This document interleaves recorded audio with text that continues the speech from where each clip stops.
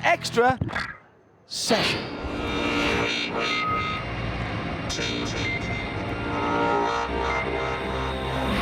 The WeatherTech SportsCar Championship on IMSA Radio.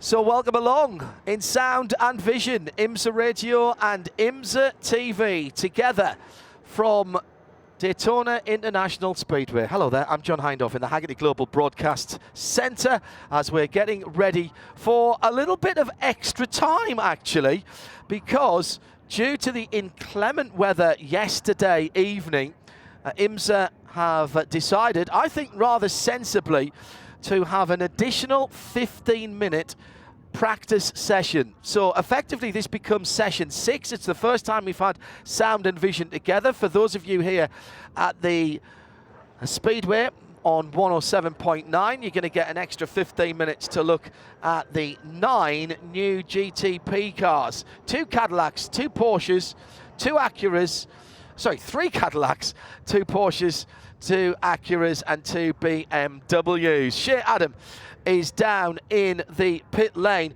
Really smart this, I think, from IMSA and from race control. Nothing following this qualifying session. This is when qualifying was meant to start, but the addition of 15 minutes because there were so few laps turned yesterday evening because of the heavy rain, which in fact we had a red flag in the session last night. Yeah, we did, John. A couple of red flags at various points, but mostly for the rain that was streaming down the banking because it was that heavy. I've just been walking up and down the pit lane trying to get our qualifying drivers, because those are the people already wearing their fire suits, and it looks like it's going to be pretty much the qualifying drivers for the GTP cars that do this practice session. If you see where I'm going there. That makes sense. That absolutely makes sense, doesn't it? That's what you would do. You wouldn't put somebody in for 15 minutes and then say, right, off you go and get yourself a cup of tea. We're going to put one of your teammates in. Exactly. And this session is even more useful because the tires that they use in this session do not come out of the allocation for the race, but the tires that come out of the qualifying session, well, you can only use those tires for qualifying or for the race. So in essence, this is a warm-up on a free set of tires, assuming you haven't used them, which you shouldn't have used them because we've had less running because of the weather. So it all does add up all together pretty fairly. So do you want to know who's driving in some of the cars? It's some of the cars. I was not able to see into all of the cars, and all of the drivers were not in all of the cars. All right, go on then. Well, that was the Risi Ferraris. Doesn't that sound lovely? It does. We've got Sebastian Bourdais in the yellow Cadillac. That's the 01. It's Alexander Lynn in the blue one. That's the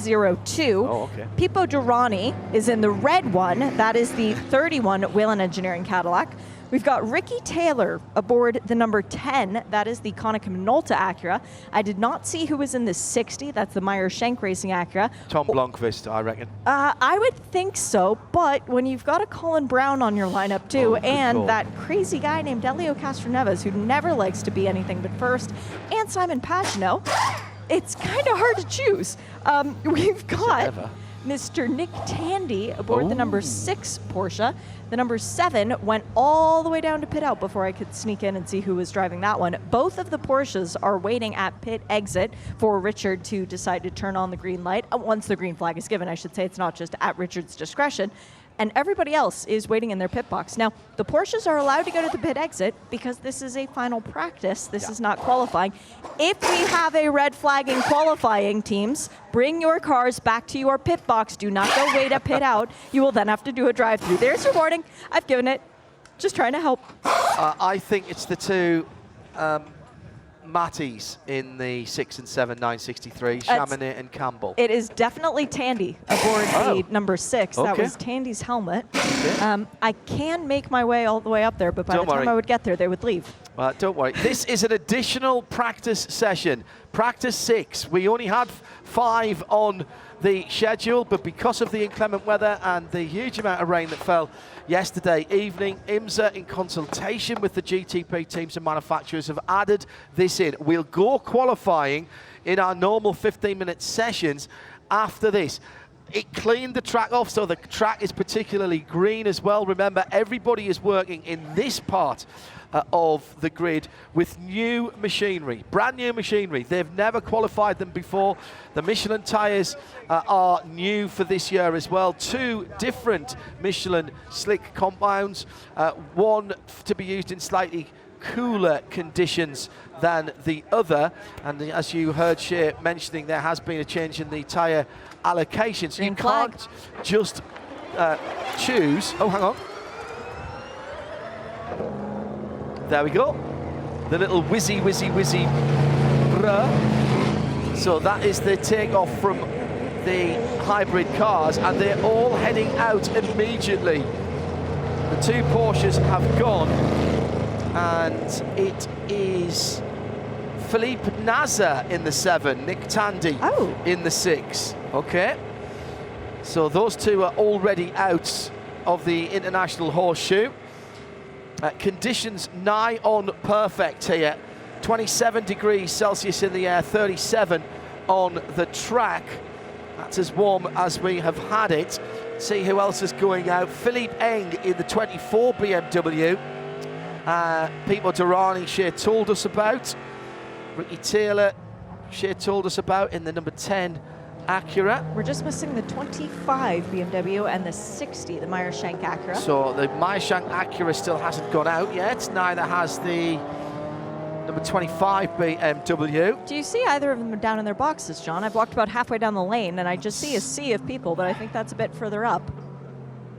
Well, the Meyer-Shank car has just been pushed into pit lane, and they've got the door on the right-hand side open on the white, pink and blue Auto Nation machine. What color's the helmet? And I can't quite see. White and blue, possibly with a bit of red on it there. That would be Colin Brown. Okay. That's straining my eyes through the binoculars. Now, where's the other BMW? That should be there. I can see there's nothing in the BMW pit. No. So the 25 is not on the pit lane.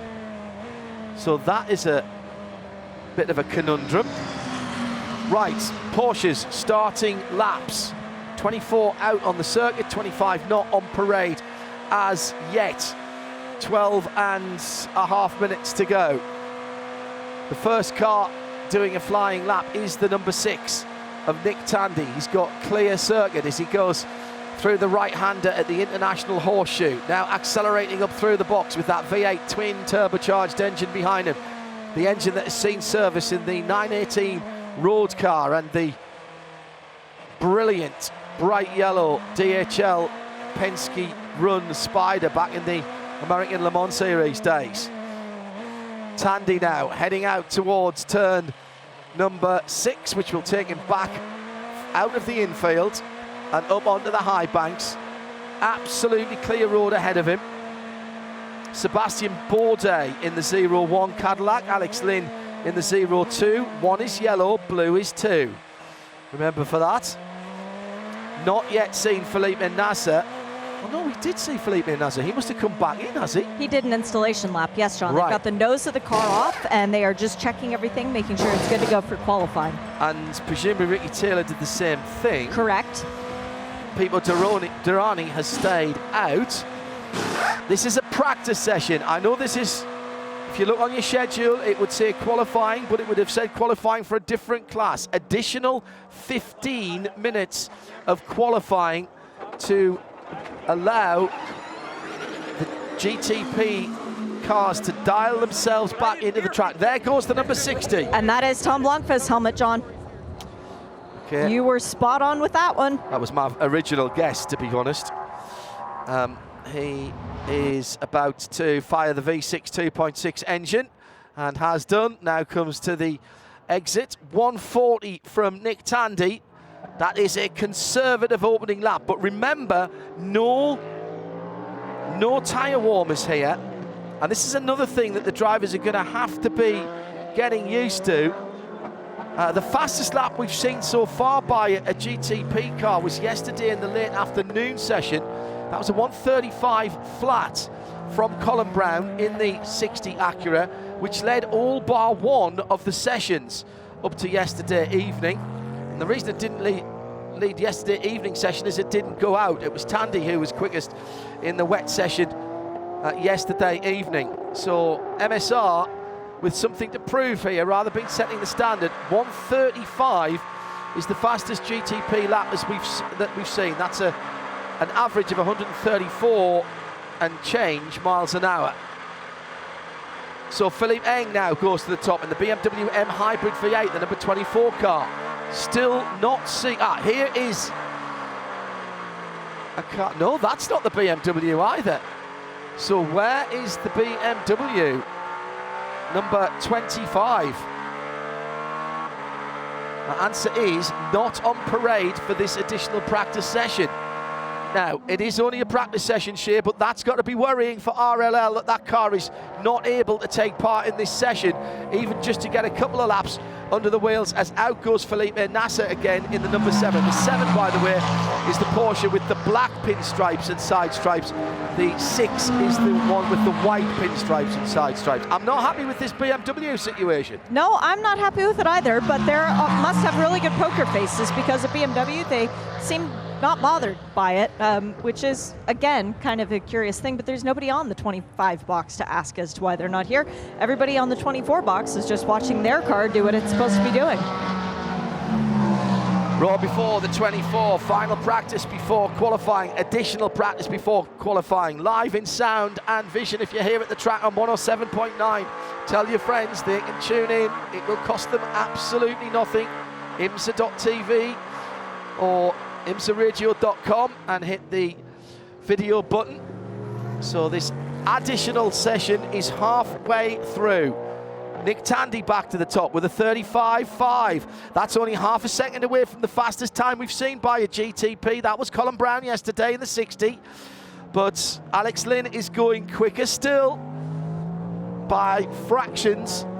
There was nothing between these cars in the quick sessions yesterday. I think 6-7 tenths between the top 8 and just over a second between all 9 of them. They are incredibly evenly matched. They are very, very early on in their development. And when I say very, very early on, I really mean that. Yes, these are massive manufacturers and massive organisations, but these machines are nowhere near the finished article. Big lock up by the number 7 Porsche. Went wide on the outlap by Felipe Nasser. I've been seeing this. Outlaps are going to be very, very difficult indeed, particularly when we get to the race next weekend. Shea, Adam. Word from the 25 box, the car is still in tech. Oh, so the second BMW still having its technical inspection before it's allowed to come down onto pit lane. Yep. Right, okay. Well, this was an additional session, but they've known about this for a good hour or so, maybe a little more. There could have been a long line at Tech as well, though, That's John. true. And it's not like just because you're a GTP car, you get to jump to the front of the line. Excuse me. Exactly. TSA pre-approved. TSA and clear. Thank you very much. Absolutely. 6 minutes to go. And Nick Tandy drifts the number 6 Porsche with that red and white colour scheme, very reminiscent of the old Salzburg colour scheme on these cars. Pipo Derani goes to second. A 35.3 last time around by Tandy. He's knocking on the door, the fastest lap we've seen from GTP this Raw weekend so far. Needs to find another 3 tenths. Bourdais going quickly. Bourdais going quickly as well in the 01. That's the yellow-fronted Cadillac. Alex Lynn in the blue-fronted Cadillac, backing up his teammate at the moment. Here comes Tandy, another lap completed. 35.2, chipping away the Englishman. Really wide on the exit of the International Horseshoe. Coming down to under 6 minutes now. Roger Penske, recruited by Porsche for both its prototype programs here in IMSA in the US and the FIA World Endurance Championship. They have a satellite operation in Germany, not too far away from Weissach, which is where the Porsche Motorsport Worldwide Hub is. Tandy, Derani, Lynn. Porsche, Cadillac. Felipe Nasser back out again, but a 43 is not representative for that car. Nick Tandy, very neat and tidy through the Le Mans chicane. This is a good middle sector for Tandy. His best. and he's on pace in the first sector as well. Now comes round onto the tri-oval. I can see the headlights to my left. He diamonds the corner off to get down. Under 5 minutes to go. 1:35.4. No, couple of tenths away there for Tandy, but that was a good middle sector. Just needs to string a lap together here, Nick. How much performance has he got in those Michelin tyres? 4.5 to go. Durrani not going to be quicker this time around. 35.442. There's 2 tenths between first and second. This is not qualifying. This is additional practice. Big bump after the first apex of the Le Mans chicane, but the Porsche handling it very nicely indeed. Loads of rear grip on that car. Tandy really leaning on it through the middle section of the Le Mans chicane on the back straight. And he's hammering the curbs at turn 6 as well with the left front of that car. That was something that some of the drivers said they were struggling to do, have curb strikes, when Old Bar Porsche were doing their test at Michelin Raceway Road Atlanta after Patina Mon at the October test. Been a lot of running since then. Out onto the racetrack for the first time, Ricky Taylor in the Konica Minolta Acura WTR Andretti run now. A partnership of 2 motorsport giants over here in the US. 3.5 minutes to go. It's going to be just one flyer, I think, for the number 10, and we've still not seen the number 25 BMW. They're not going to have time. If they're not on pit lane shortly, they are not going to have time to get out in this session, and therefore they will come called into qualifying later on this afternoon. Qualifying still to come. This an additional session. Identical times posted by Tom Blomqvist and Felipe Nasser. Blomqvist did it first, so the 60 Acura in second. And the top 3 are separated by under a tenth of a second. Nick Tandy, 1:35.228 and a 35.308 for both Blomqvist and Nasser. So Felipe Nasser backing up his teammate Nick Tandy. Porsche, Acura, Porsche. Then 2 tenths back to the Action Express Whelen car, which is pitting under the auspices of Pipo Derani now. Alex Lynn staying out there. He's 4 tenths back. But at the front of the field, there is absolutely nothing at all between the top runners. Alex Lynn in the lane as well now, and goes straight behind the wall as Blomqvist goes to the point. 35.081. Now I'd have to check, but I think Colin Brown was a 35.038. It was a 3 something, so that's not quite as quick as Colin Brown went in that car. The only session that MSR Acura has not topped was the wet session last night when they didn't go out. Don't read too much into Alex Lynn going back to the garage either, John. They've got about an hour before they need to be back out here. That's a good point, because all the other classes will go through and do their qualifying first of all. Blomqvist, Tandy, Nasser, 2 tenths of a second between the top 3. 3 tenths if you add in Pipo Derani in 3rd position. So who is still out there that can improve? Nick Tandy, possibly. 1:16 to go. Ricky Taylor yet to put in a representative time, bringing his Michelins up to temperature and pressure. That's the engine you can hear behind my voice. The high revving Acura through the Le Mans chicane, nails the 2nd apex and the 4th apex, the exit curb, but stayed away from curb 1 and curb 3. Very interesting. Looks very much like Ricky Taylor's on a decent lap here. His splits are holding up as Nasser goes to the top in the number 7, and that is the fastest GTP time we've seen at the Raw, a 34.9. That's 135 mile an hour average around this circuit. Under a minute to go. Remember, if you cross the line with time remaining, you get the lap that you are on. You don't have to stop. Wayne Taylor and Michael Andretti together on the box. just underlining their new partnership for Wayne Taylor Racing and Andretti Autosport. Checkered flag is out. Blomqvist a little slow in the final sector. Nasser, Blomqvist, Tandy. Ricky Taylor rather a little slow, but he's fastest of anybody. He's got newer tyres. This is only his 4th flying lap. Now, has Ricky Taylor timed this perfectly well? There was a conversation going on the Acura box between Michael Andretti and Wayne Taylor, and here comes Ricky through the chicane on the back straight, the Le Mans chicane. And how good that we'll have Cadillacs at Le Mans and Acuras at Le Mans this year, fighting for the overall victory. And in the WEC as well for the Cadillac team. Tom Blomqvist pits, Nick Tandy pits, Nasser is there. Here comes the number 10, goes through, and 5th position is only the best that Ricky Taylor can do in this additional practice session. Final sector again. There were half a second down in that final sector. So was that just a little lift, maybe?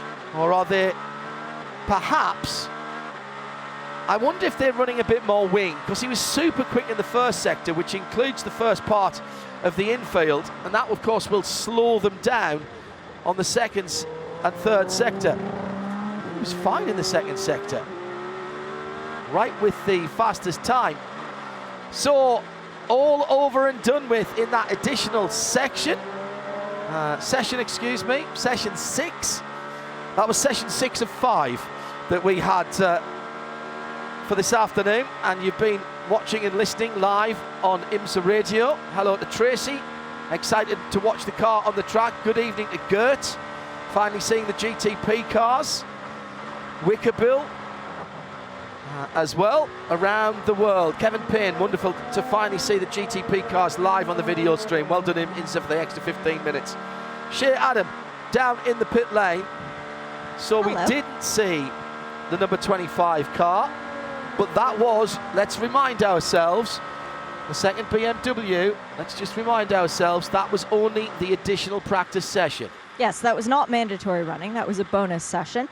And the tire allotment is now done for the weekend as far as we are concerned for our LMP3 and both of our GTD classes, the Pro and GTD regular. We now have an interesting situation, John, because when we roll over into the practice sessions, which begin on Thursday for the IMSA WeatherTech SportsCar Championship, there are still tire allotments for the LMP2 and the GTP cars that will not count towards their race allotment, but we don't know how many sets of each they've used from each, if you see what I mean, because they've used those throughout the roar. So life gets a little bit more complicated for those two classes. Will we get an idea of what's happening? Is that your understanding, that we'll get some kind of printout that says who's got what in terms of new tyres? No. That sort of information is collected by Michelin, but it's not often disclosed. But the thing that we can follow is that in LMP3, GTD Pro, and GTD, we can assume that when we get into the Rolex week, everyone has their allotted number of tires as written in the SSR. We know what they all begin with. We don't know what it is for P2 and GTP, if you see what I mean. Yeah, because it takes in part of what they've already used. Yeah? Correct. Yeah, I see exactly what you mean. More of a mystery. Right, so next, the most cars that we will see on the track at one time, I think, yes, will be... how many will we have here? We've got 24 from GTD. Correct, yeah. We've got 9 from GTD Pro. So by my count, that's 33 cars on track at the same time for qualifying, around 3.56 miles. It's going to be a bit congested, but in times past, we've seen manufacturers work together to try and help one another get better lap times. I'm thinking of Corvette a few years ago. And I've gotten a, by all means, not comprehensive, but still very interesting list of drivers, if you'd like them. Just before that, Yep. and it will affect what you tell me in the next couple of minutes. Are there any regulations about who has to qualify the GTD cars? Obviously, the GTD Pros, it's a pro category, so it doesn't matter. In GTD, there has to be a particular mix of drivers. Any regulations on who has to qualify the car or who can't qualify the car? For the first time ever for GTD, no, there is not. Right. And that's relevant for what I'm about to tell you as the green flag is out. I will give you just names, not even associated with cars. Vantor, Barnicat, Sarah, Trinkler, Engel, Oberlin, Snow, Thielitz, Halen, Molina, Rivera, DeAngelis, Potter, Fuoco, Magnussen, Ellis, Farnbacher, Kirchhoffer, Estrick, Goikberg, Prio, Fry, Andlauer, Bleekemolen, Marcelli, and Foley. How about that? Well, that's a decent lineup for the for your defensive lineup, I think. You would get thrown off, too many men on the field at once. I think so. And women, as it were, because Rahel Frey is out. Absolutely. Well, let's wait for them to go out, and we'll put some of those with the cars. Jan Magnussen, obviously, with the number 53 Porsche, the 992. Porsche teams not happy with the straight line speed deficit of their cars. Yes. That may have to be adjusted. We've been talking all through this weekend about the huge amount of data that IMSA will be looking at. That is a brand new car. It's not run before in competitive situation. Neither has the Ferrari 296, and they've not really been threatening the sharp end of the field other than in the wet sessions. Both of those cars were quick in the wet sessions, but IMSA are collecting data all the time and have reserved the right to make changes before the race next week. Yes, and you might have noticed, John, in a common theme in when I was listing them off, there were a lot of platinum drivers in that lineup. All of the Porsches have elected to send out very, very, very, very, very strong drivers behind the wheel of those, and all of the Ferraris have factory aces behind the wheel of their potential threats. So it is clear intent by both of those manufacturers to show IMSA the true speed of their cars. Right, now this is qualifying, so this counts. The 61st running of the Rolex 24 Hours next Saturday and Sunday, which you can see and hear live via IMSA Radio and IMSA TV. We've got plenty of coverage leading up to that point and various other races as well. However, we are about to set the grid, and we'll start with the GT cars. GT Daytona are GT3 category cars. There are two classes within this GTD class. The standard GTD, that is cars that is made up of, has to have at least bronze and silver drivers, whereas the GTD Pro can have all platinums. That's the factory class.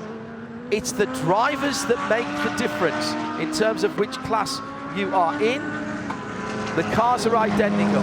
Now, I say that, but there is nothing to stop you nominating yourself in the pro class, even if you've got AM drivers, and that is exactly what the TGM 64 team and Aston Martin have done. And there are some quite sensible reasons why they have done that in this race. Owen Trinkler is going to be qualifying that car. Now, what was that, Shea, that was pulling out? That was a Ferrari, wasn't it? That was the Chetelaar Ferrari, yes. With it's Antonio Fuoco behind me with that one. So back away from the fences just a couple extra feet if you are watching around Daytona International Speedway. At IMSA Radio, if you want to get in touch with us, 107.9 FM, sound and vision at imsaradio.com and imsa.tv. No breaks, no blocks. Who's in the 63, John, the Iron Lynx Lamborghini? That is Andrea Caldarelli. Oh, wow. He is a hot shoe. That's the bright green number 63, just going through the chicane at turn 3 at the moment, down to the International Horseshoe. And again, remember, no tyre warmers allowed here, so you're not going to see blisteringly quick laps on the first lap. Also, these tyres coming from the race allocation, there are no specific qualifying tyres allowed in IMSA competition. Shea? The last couple of years, we've had Bill Oberlin and Robbie Foley sharing a Turner Motorsport BMW. They just left the pit lane, one in front of the other. That was Foley in the 96 in front of Oberlin in the 95. The student and teacher are now, well, sharing the racetrack. And competitors. Jerome Blake-Moreland goes through set one of the first time. Trinkler to the top. Owen Trinkler in the 64 Aston. He has been very complimentary about working with Tom Ferrier and the rest of TF Sport. They know that car inside out at TF. They've won championships, they've won Le Mans. 49.4 for Owen Trinkler. And that is the only car under 150 at the moment, Shea. That car has been extremely fast all weekend as well, John, as the Iron Dames Lamborghini is back into the pit lane with Rahel Frey. Let me see, is she doing a drive-through? Does she have a penalty? Her pit box is the second to last, so if she is going to turn left, now she is, yes. All right, now, very important moment for Iron Lynx. Do not touch the car. The car is allowed to go back out, but no work is allowed to be done to it once the green flag is gone and the car has left its pit box. There's a torch being used to look underneath the back of the car, but as long as they don't touch it, it's okay. Single mechanic being watched very closely by an IMSA pit official. So driver, I presume, has offered something back to the pit that they didn't like. Who did we put in that car? Rahel Frey. That was Rahel, yeah. Okay. Out she goes. There's only two cars that I do not know the driver lineups, John. The number 75 Sun Energy 1 Mercedes. Fabian Schiller. And the number 32, that's the Kopphoff Mercedes. 32 is Michael Grenier. Thank you. I have the advantage of an Alcamel timing screen. Qualifying for GTD and GTD Pro, a car that's been getting faster all week. The number 66 JG Wentworth, green and white rather than the blue it was last season, gradient machine, as we've had the NTE Lamborghini spinning at turn 3. This is the number 42 car of Don Yount. Was that his outlap? No, it was not. And he managed to get in the way of the number 12, not intentionally, but when recovering, got in the way of the Lexus of Aaron Telitz. Of the 12 car, yeah. And that was a big spin coming out of turn 2 towards turn 3. Dark blue on the right-hand side, light blue on the left-hand side. And Don decided to give us a look at both sides of that car as he turned it back into the action. Halfway through this session, Owen Trinkler with a 48.6, but here comes Mario Farnbacher in that Acura, number 66, coming off a win at the last round of last year in GTD for Gradient at Motul Petit Le Mans. Farnbacher being associated with Acura and with Gradient for a little while, knows the team well. Mark Miller drafted in as well to that car. He did a lot of the early development with Gradient. Sheena Monk and Catherine Legg, almost like coming home for Catherine, she said. Raced for several years with NSX, almost won the championship when she was paired with Andy Lally. It was a partial season that year. It was Alvaro Parent and actually Super Mario who helped her towards that second place in the GTD Championship. She was saying that it was familiar but different because the car is in its Evo version and it is quite a bit different to drive, but nice to be back in that mid-engine machine. Here comes Farnbacher and goes to the top. Gradient to the top. Kyle Marcelli in the 93 Acura. That's the second of the Acuras. That is not a full season entry. Big slide from Trinkler coming out of turn number 2 into 3. Losing time there for Owen.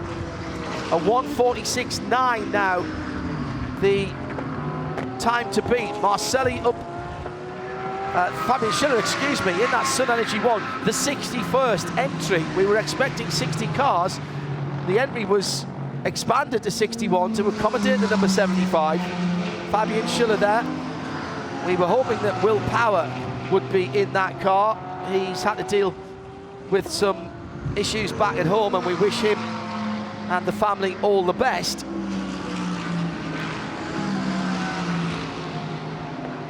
The two Mercedes now second and third, with Mauro Engel in the 79 WeatherTech car in second place. That's the best of GTD Pros.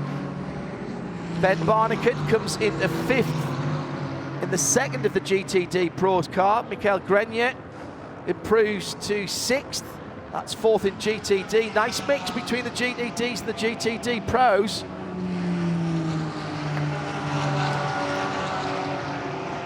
GTDs, no reason why they can't be faster than the GTD Pros. The specification and the BOP of the cars are exactly the same. So if you're running a Lexus in either class, which Lexus do, there's no reason why the Pro car couldn't be faster than the AM, or the AM car couldn't be faster than the Pro, simple as. So the two Acuras at the top of the times at the moment, and it's Kyle Marcelli who's gone to the top with a 46.8, 46.9 for Farnbacher. Mauro Engel is the best of the Pro cars with a 47, and as I say that, who's just slid in, that's the Mercedes of Fabian Schiller, Sun Energy 1. Kenny Abul's team, the number 75, go to the top with a 46.6. Under 5 minutes to go for GT qualifying.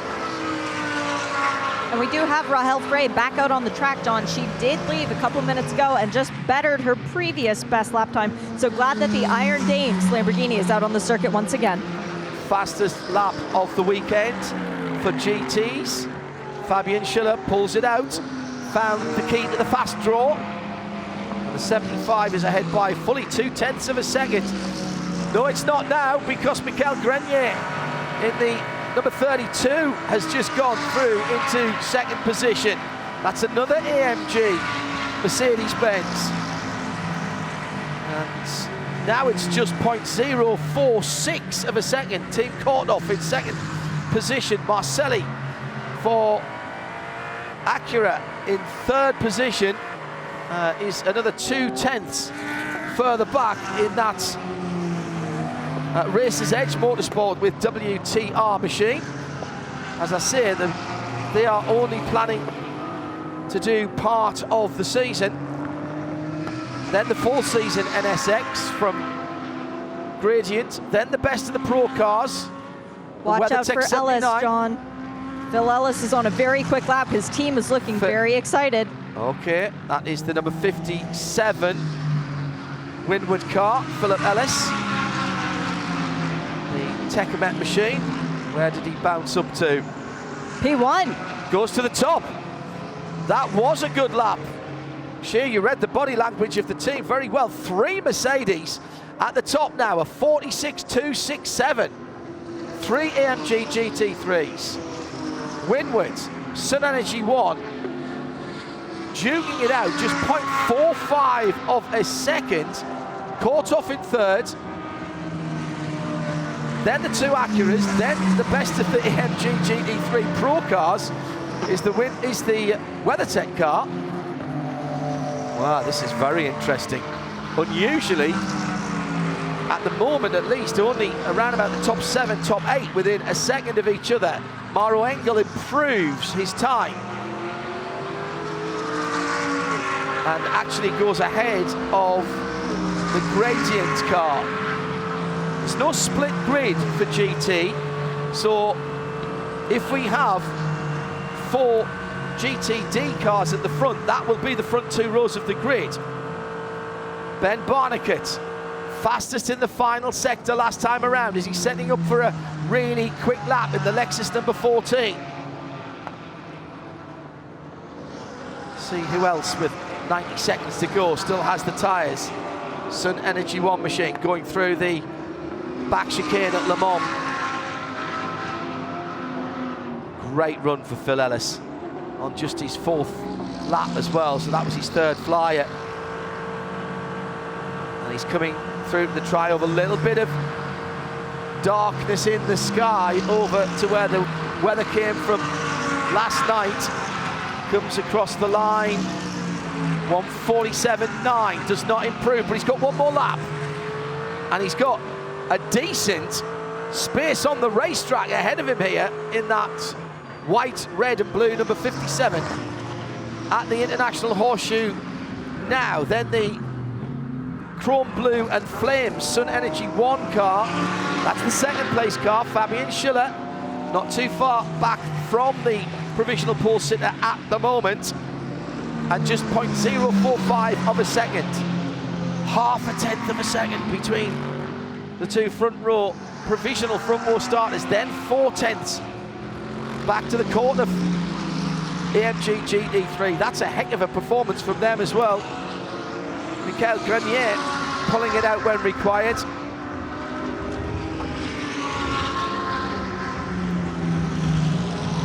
Korthoff car was a championship leader for quite a lot of the season last year. Whoa, Ross Gunn, John. Ross Gunn just went to P1 for Pro. Only fourth quickest though for the GTs, but an Aston Martin, the heart of racing, number 23, with Ross Gunn at the wheel, has gone to the outside of the second row and the best of the Pro cars. Checkered flag for Mario Farnbacher. He'll be no better than 7th in that number 66. JG went with Acura. I think they'll be quite pleased with that. Inside of row 4 at the moment. Aaron Thielitz, 11th position and 8th in class for the 12 Lexus RCF GT3. Who's got pace? Ross Gunn has. He's put his own personal best in Sector 1 in the Aston Martin. Meantime, the Arrow Lamborghini has been grass cutting at the Le Mans chicane, but has rejoined. That's the number 78 car, driven by Misha Goikhberg. Black and green machine. Through goes Phil Ellis. Does improve to a 46.0. 46.0 for Ellis. What can Schiller do? No, he can't improve. 46.3. There's 0.2 of a second between them. Grenier's still out there, and he's going well in the middle sector. Maro Engel goes up to 4th position and takes pole in GTD Pro for WeatherTech with a 146.7. Now what can Ross Gunn do? Not great in the middle sector for Ross Gunn. Got to pull something out the bag in Sector 3. In that 23 Aston Martin, can't do it. 3 GTD cars at the front, and they're all AMG GT3s. Roman De Angelis, can he do anything? He's got a decent lap going, but he's not going to be there. He's lifted off in the middle sector, and in fact, he comes into the pit lane. So 4 AMG GT3s at the front of the field, 3 of them running in the GTD class, and then the top of the Pro class is the number 79. So Winward take pole position with Phil Ellis. It'll be Sun Energy 1 on the outside of the front row for GTD. Row 2, Michael Grenier for Korthoff, and WeatherTech, the best of the pros. That's the 4 Mercedes. Best non-AMG has still got an AMG power plant and gearbox, of course, the Aston Martin Vantage GT. So the top 5 cars all running the same basic running gear. Aston Martin do actually quite a bit to that engine, but you get my point. They are supplied from AMG. Ross Gunn, 2nd place in GTD Pro for Heart of Racing at the inside of row 3. Cal Marcelli with the Acura in 6th. Then the Pro Lexus, Ben Barnicat, the number 14. And on the outside of that, 4th row, excuse me, is the Gradient number 66. Top 10 made up by the McLaren, Marvin Kirchhofer. That's a really good run for Marvin in the Inception car. And the Aston Martin Vantage GT, the 27 car of Roman D'Angelis. Shea Adam is down at the appointed spots. You're not at the end of the pit lane, Shea, for the pole sitters. Where are the pole sitters going to be directed to? We are in a much safer spot than the penalty box at the end of pit lane. No, we are in the place that everybody tries to get to for next Sunday afternoon. It is Victory Lane at Daytona. So there is a little stand set up for the Motul Pole Award, and we await the arrival of Winward Racing, and it doesn't matter to them. Qualifying session, qualifying race, they win them all. It's their 2nd consecutive year starting this race on pole, John. Thanks, Shea. I'll keep an eye on those cars coming around to you. They've all been held at pit in whilst the prototypes are waved out onto the track. They would have been held at pit ins so that they can all be taken Correct. directly to scrutineering, not go through the Michelin pilot garages. It's the MDX Porsche leading the Fat Buddha Porsche That and was PMR. another thing that was a little bit messed up for us, though, John. We had Jan Magnussen and Antonio Garcia on track at the same time. Ah, yes. Yeah, can't have that. No, but the pole winner will then come down through the Rolex chute, make the hard left turn, and drive onto the checkered flag pavement, and then they will receive their Motul pole award. Do you get two pole sitters there, I presume? Correct. Let's see if I can pick them out for you then. Sun Energy 1 will be the next one to go through. There is the 57, so that's going to be waved straight on. And looking for the Pro car, which is the Maro Engel in the WeatherTech livery, so red, white, and blue. Yeah, that must be a long way back down the line. Maro does yes, like it his is. track time. It's right behind the right Porsche, which is that lovely light blue and black colour.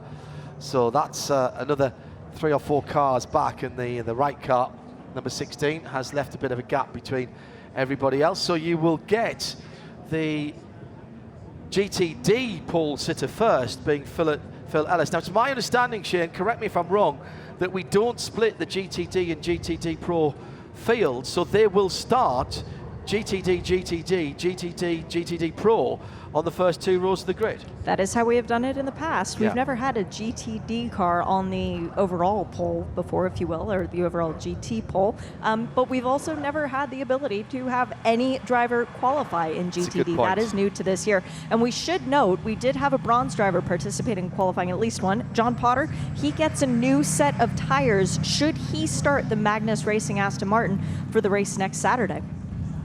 Yes, that's a new regulation, isn't it? Yes, and it's a new set of tires. It's not from their allotment either. So it's basically a bonus set of tires for doing qualifying. Have we taken away the regulation that says the qualifying driver has to start the race yet? No, that still exists. Right, so he will get an extra set of tyres then? Correct. But if he does not start the race, they don't get the extra set of tires, and then they forfeit all their qualifying points. Yeah, so they would then get put to the back, and they wouldn't get the extra set of tyres. I see. Sorry, yes, I see where you're going with that. Sorry. It's all good. Bit dim. In my defence, I was up at 5 o'clock this morning because there was a football match back in the UK that I wanted to watch.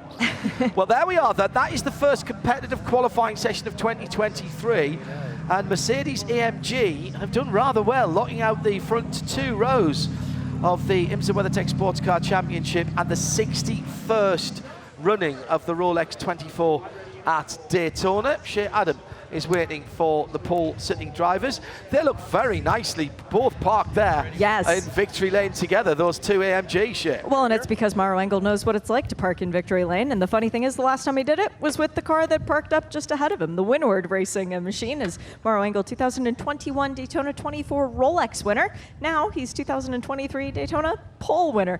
Very good gymnastics to actually get out of the WeatherTech Mercedes. I'm very impressed by that. And for Maro, this is a first, because first pole position.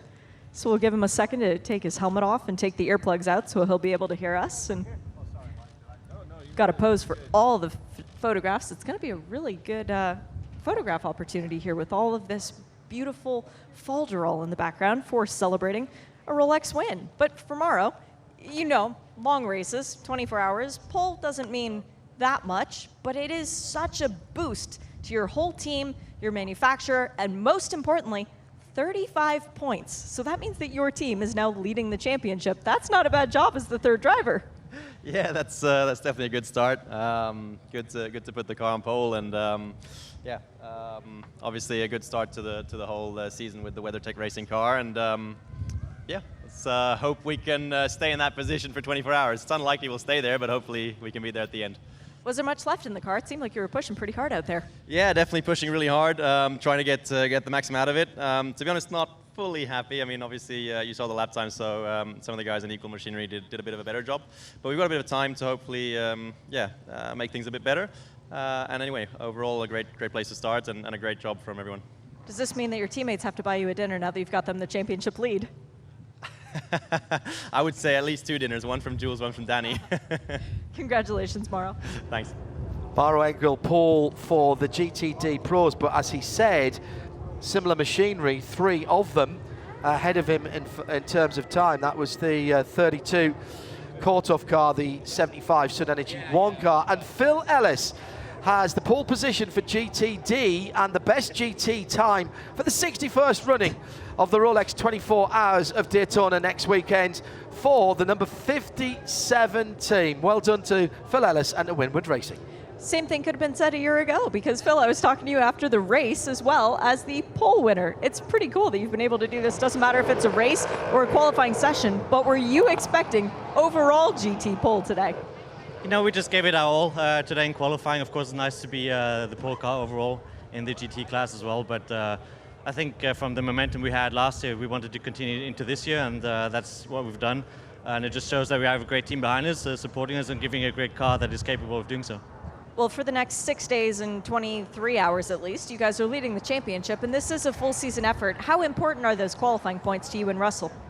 It is pretty important. We saw it last year. It's very close to the top at the end of the year, and they don't give up many points depending on the position of the race. So, of course, every bonus you get early on is a nice one to have. But it doesn't mean much for the race, unfortunately. It's going to be 24 hours. You only have to leave the last minute. So it's a nice thing to have, but it doesn't mean much. You know how to win the watch. Good luck doing it again next weekend. Thank you very much. Thank you. Shea Adam down there in the pit lane, and while she was talking to our pole sitter, you will have heard the very, very distinctive sound of V8 engines as the LMP3s, 9 of them, head out onto the circuit. And happy Chinese New Year to Yu Kanemaru, who is out in the Duquesne number 87. This is the Fast MD Racing. Till Bechtelsheimer on duties for JDC Miller Motorsports. It's Gar Robinson for the 74 Riley car. Guillaume de Oliveira for the number 43 MRS GT racing car. And Shea Adam has the rest of the drivers who are qualifying, Shea. Oh, no, I don't, though, John. But I can sorry, tell I thought you, that's what you were saying. Nope. There's a very good reason as to the drivers that you are seeing out in these cars, because LMP3 does have a limit, if you will, as to who can qualify the car. It must be a bronze-rated driver or a silver-rated driver who is under the age of 30. Yeah. So that limits who we can see in the car. Cameron Shields behind the wheel then of Performance Tech's number 38. Jarrett Andretti for the Andretti Racing number 36. Lance Wilsey, Sean Creech Motorsport number 33. Just been on duty in the previous race. Anthony Mantella for the number 17 AWA Duquesne, and Ore Fadani for the number 13 AWA Duquesne. So that's 4 Duquesnes and 5 Ligiers, that's right, isn't it? Yes, it is. So pretty even split. 12 minutes to go. These lovely, sonorous V8 engines with just 9 cars on the track. One would hope that they'd get a bit of easy running. It's the number 36 that goes through underneath me now for Andretti Autosport, and John Andretti down into turn 1. Dakota Dickerson has done the quickest laps in this car earlier in the week, and the time that we are looking for is somewhere near the mid 142s. That's what Dakota was doing early on in the week. Cameron Shields, who's out there at the moment, has the lap record. A couple of seconds quicker than that, 42 and change. And Cameron picking up the pace quite early. In fact, I'm just seeing now that it is Dakota Dickerson behind the wheel of that car, so of the 36 Andretti machine. Sorry if I misled you there. Timing screen just catching up with the cars as they went across the line. Just check some of those big lockup for the bright yellow number 85, and that's not going to do the tyres any good at all. That's the JDC Miller Motorsports car, Till Bechtelsheimer. Now, is it till though? Because we've had a couple of changes on the timing screen. No, it's not. It's Luca Mars. Yep. Okay, my apologies. So it took a lap for the driver IDs to catch up with who was in the car share. The other one is Nico Pino behind Yeah. the wheel of the 33 for Sean Creech Motorsport. Yeah. Yeah. My apologies. I was a little previous on giving you those qualifying drivers before they'd actually tripped the first lap around. And it is Luca Mars who's quickest at the moment with a 45.3. That will come down. Cameron Shields in second. So Cameron looking to reprise his quick time from last year. Dakota Dickerson, Guillaume de Oliveira is in the 43. At least we got that one right for MRS GT. Scar Robinson the 74. Ori Fadani, yes, we got that right. Anthony Mantella and Yuka Amaru. Nico Pino goes to third. So 45s and 46s. Guillaume de Oliveira to the top. For a moment, 45.1, but a 44.8 by Luca Mars, and Cameron Shields delivers on the promise that we were building him up to with a 144.204 and two fastest sectors, 1 and 3 for that number 38 Performance Tech Motorsport machine. Coming down to halfway through this session, far fewer cars here. Guillaume de Oliveira going very quickly in the first sector in the number 43 MRS GT racing car. That's a sort of grey and black machine.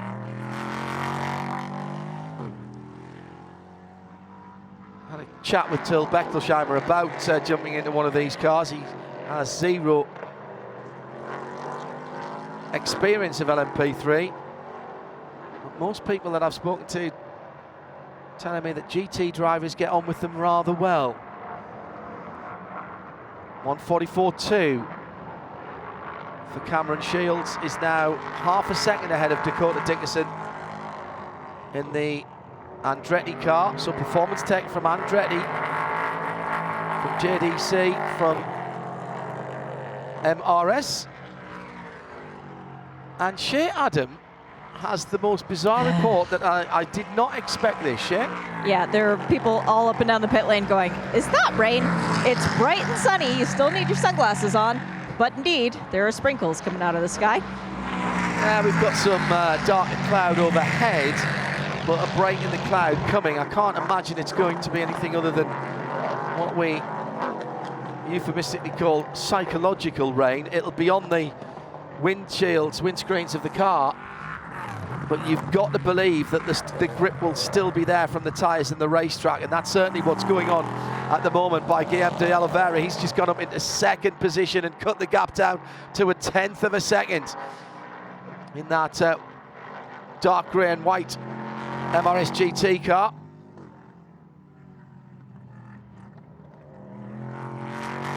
Dakota Dickinson is going to improve at the end of this lap for Andretti as well. He's put the fastest middle sector in of anyone.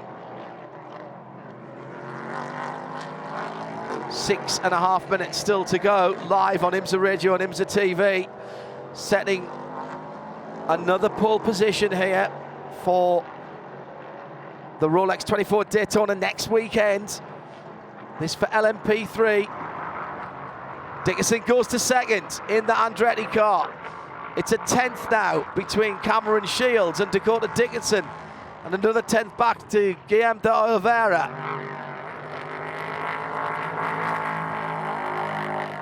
Now, all of these cars, wherever they qualify in terms of their time, Ori Fadani is in amongst the GTD cars, but all of these cars will start in front of the GTD field.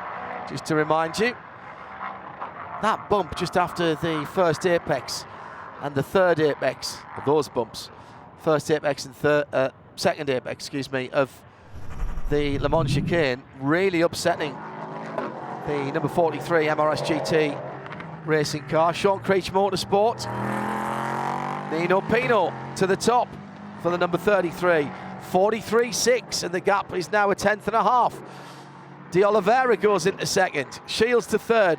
Mars now fourth. Dakota Dickinson down to fifth. And then a big gap to Carl Robinson, and Yu Kanemaru just improves actually to sixth position and cuts that gap between the top 5 and the rest of the field down to 0.6 of a second. Top 5 within 0.3 of a second on 3.5 miles. Live from Daytona. Last 5 minutes of LMP3 qualifying. 107.9 around the track, around the world in sound and vision. No blocks, no breaks. Should remind you that every WeatherTech qualifying this year will be available to you on the live stream in sound and vision as Dakota Dickinson goes back to the top. What a battle this is. Just the way we like it. Short and sweet. We've had just over 10 minutes. The Michelin tyres, as the fuel is burning off, the Michelin tyres are still able to deliver performance. That's brilliant stuff. Really well managed by these drivers. Dickinson by exactly a tenth, 1 full tenth now. No, it's not, because Pino's just gone back through again.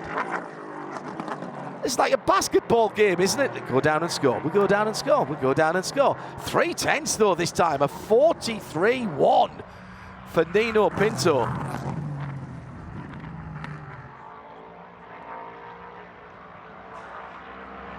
Still about a half a second away from the time that Cameron Shields set last year here. He's gone up to second and halved exactly the gap between Pino and Dickinson. So the top 3, make that the top 4 now, is Guillermo de Oliveira in the 43 MRS GT car, the black and silver machine. They're all within 0.360 of a second. That's your top 4. Then 0.6 back to Luca Mars. A second to Yu Kanemaru. Ori Fadani closing in as well, as is Anthony Mantella. And they've almost got themselves ahead of all the GTDs. What have we got left? 3 minutes to go. So at least a couple of laps. Cameron Shields putting another good lap together, fast in the first sector. Carl Robinson going out onto the high banks. He'll turn sharp left in a moment or two in that very distinctive bright blue and orange, but he got a nasty kick as the car jumped to the right.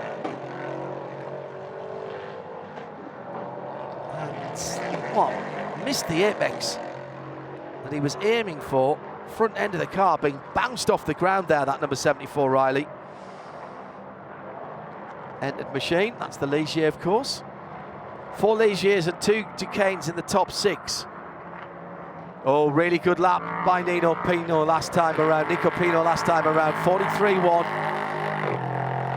43-3-7-3 by Cameron Shields. His best is a 43-3-5-1. Quite getting it right. Dakota Dickinson's put a decent first sector together. Now, can he back that up with the middle section of the track as Robinson comes through to complete his lap?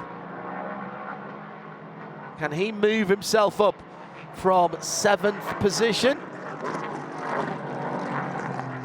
He does improve a 144.374, but doesn't improve his position. Luca Mars with a big lock up down at the International Horseshoe last time around. That's not going to do his Michelin tyres any good, and his chance of improving from 5th position in the bright yellow number 85 for JDC Miller Motorsports. Oh, and an off-track moment now for Anthony Mantella.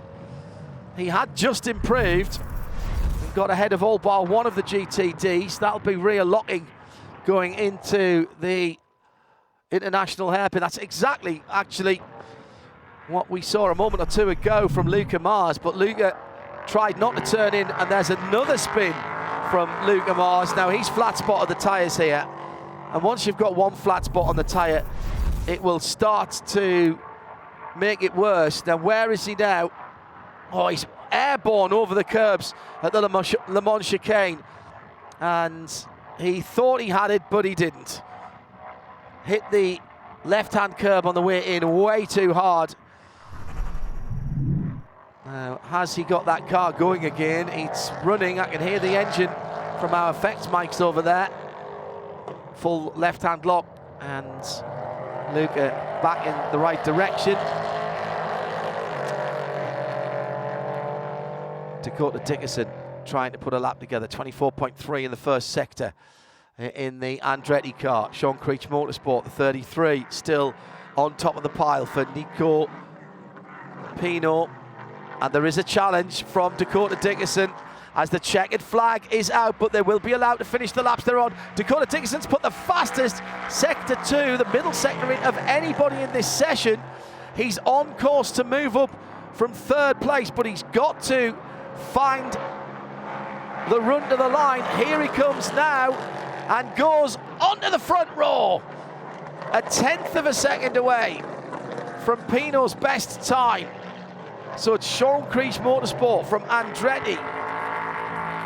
And at the moment, Cameron Shields in 3rd. I don't think he's going to improve. His first sector wasn't quick enough. Guillaume de Oliveira, same for him. He's still out there.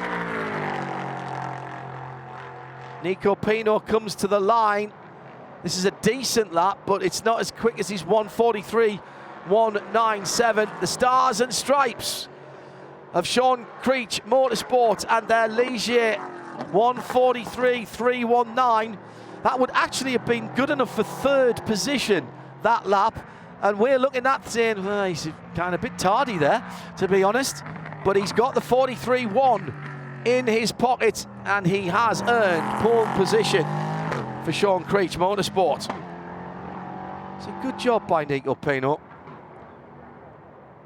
It will be Dakota Dickerson and the Andretti number 36, Andretti Autosport machine on the outside of the front row.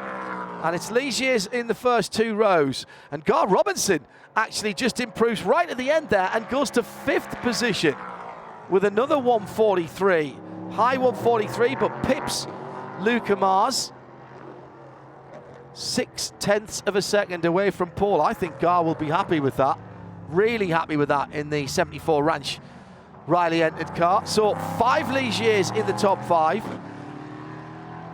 33 and 36 on pole position. So Gar Robinson has knocked half a second off his best lap in practice. He did a 44.3. Best lap on his 9th lap of 9. So Sean Creech Motorsport, Andretti Autosport on the front row. Cameron Shields on the inside of row 2 for Performance Tech. Then the MRS GT number 43 car will be on the outside of the second row. The Riley entered Ligier on the inside of row 3. And the first of the Decanes is the bright yellow number 85 JDC Miller car, if the tyres are okay. You're allowed to change 1 tyre if you've got a problem with it. If you change any more than that, you have to go to the back of your group.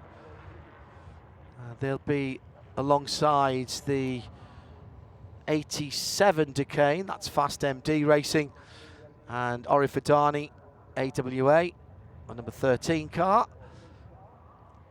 Then at the back of that grid is Anthony Mantella. Now, he hasn't done a time that would put him ahead of Phil Ellis and the GTD pole sitter, but all of the LMP3s will start ahead of all of the GT cars.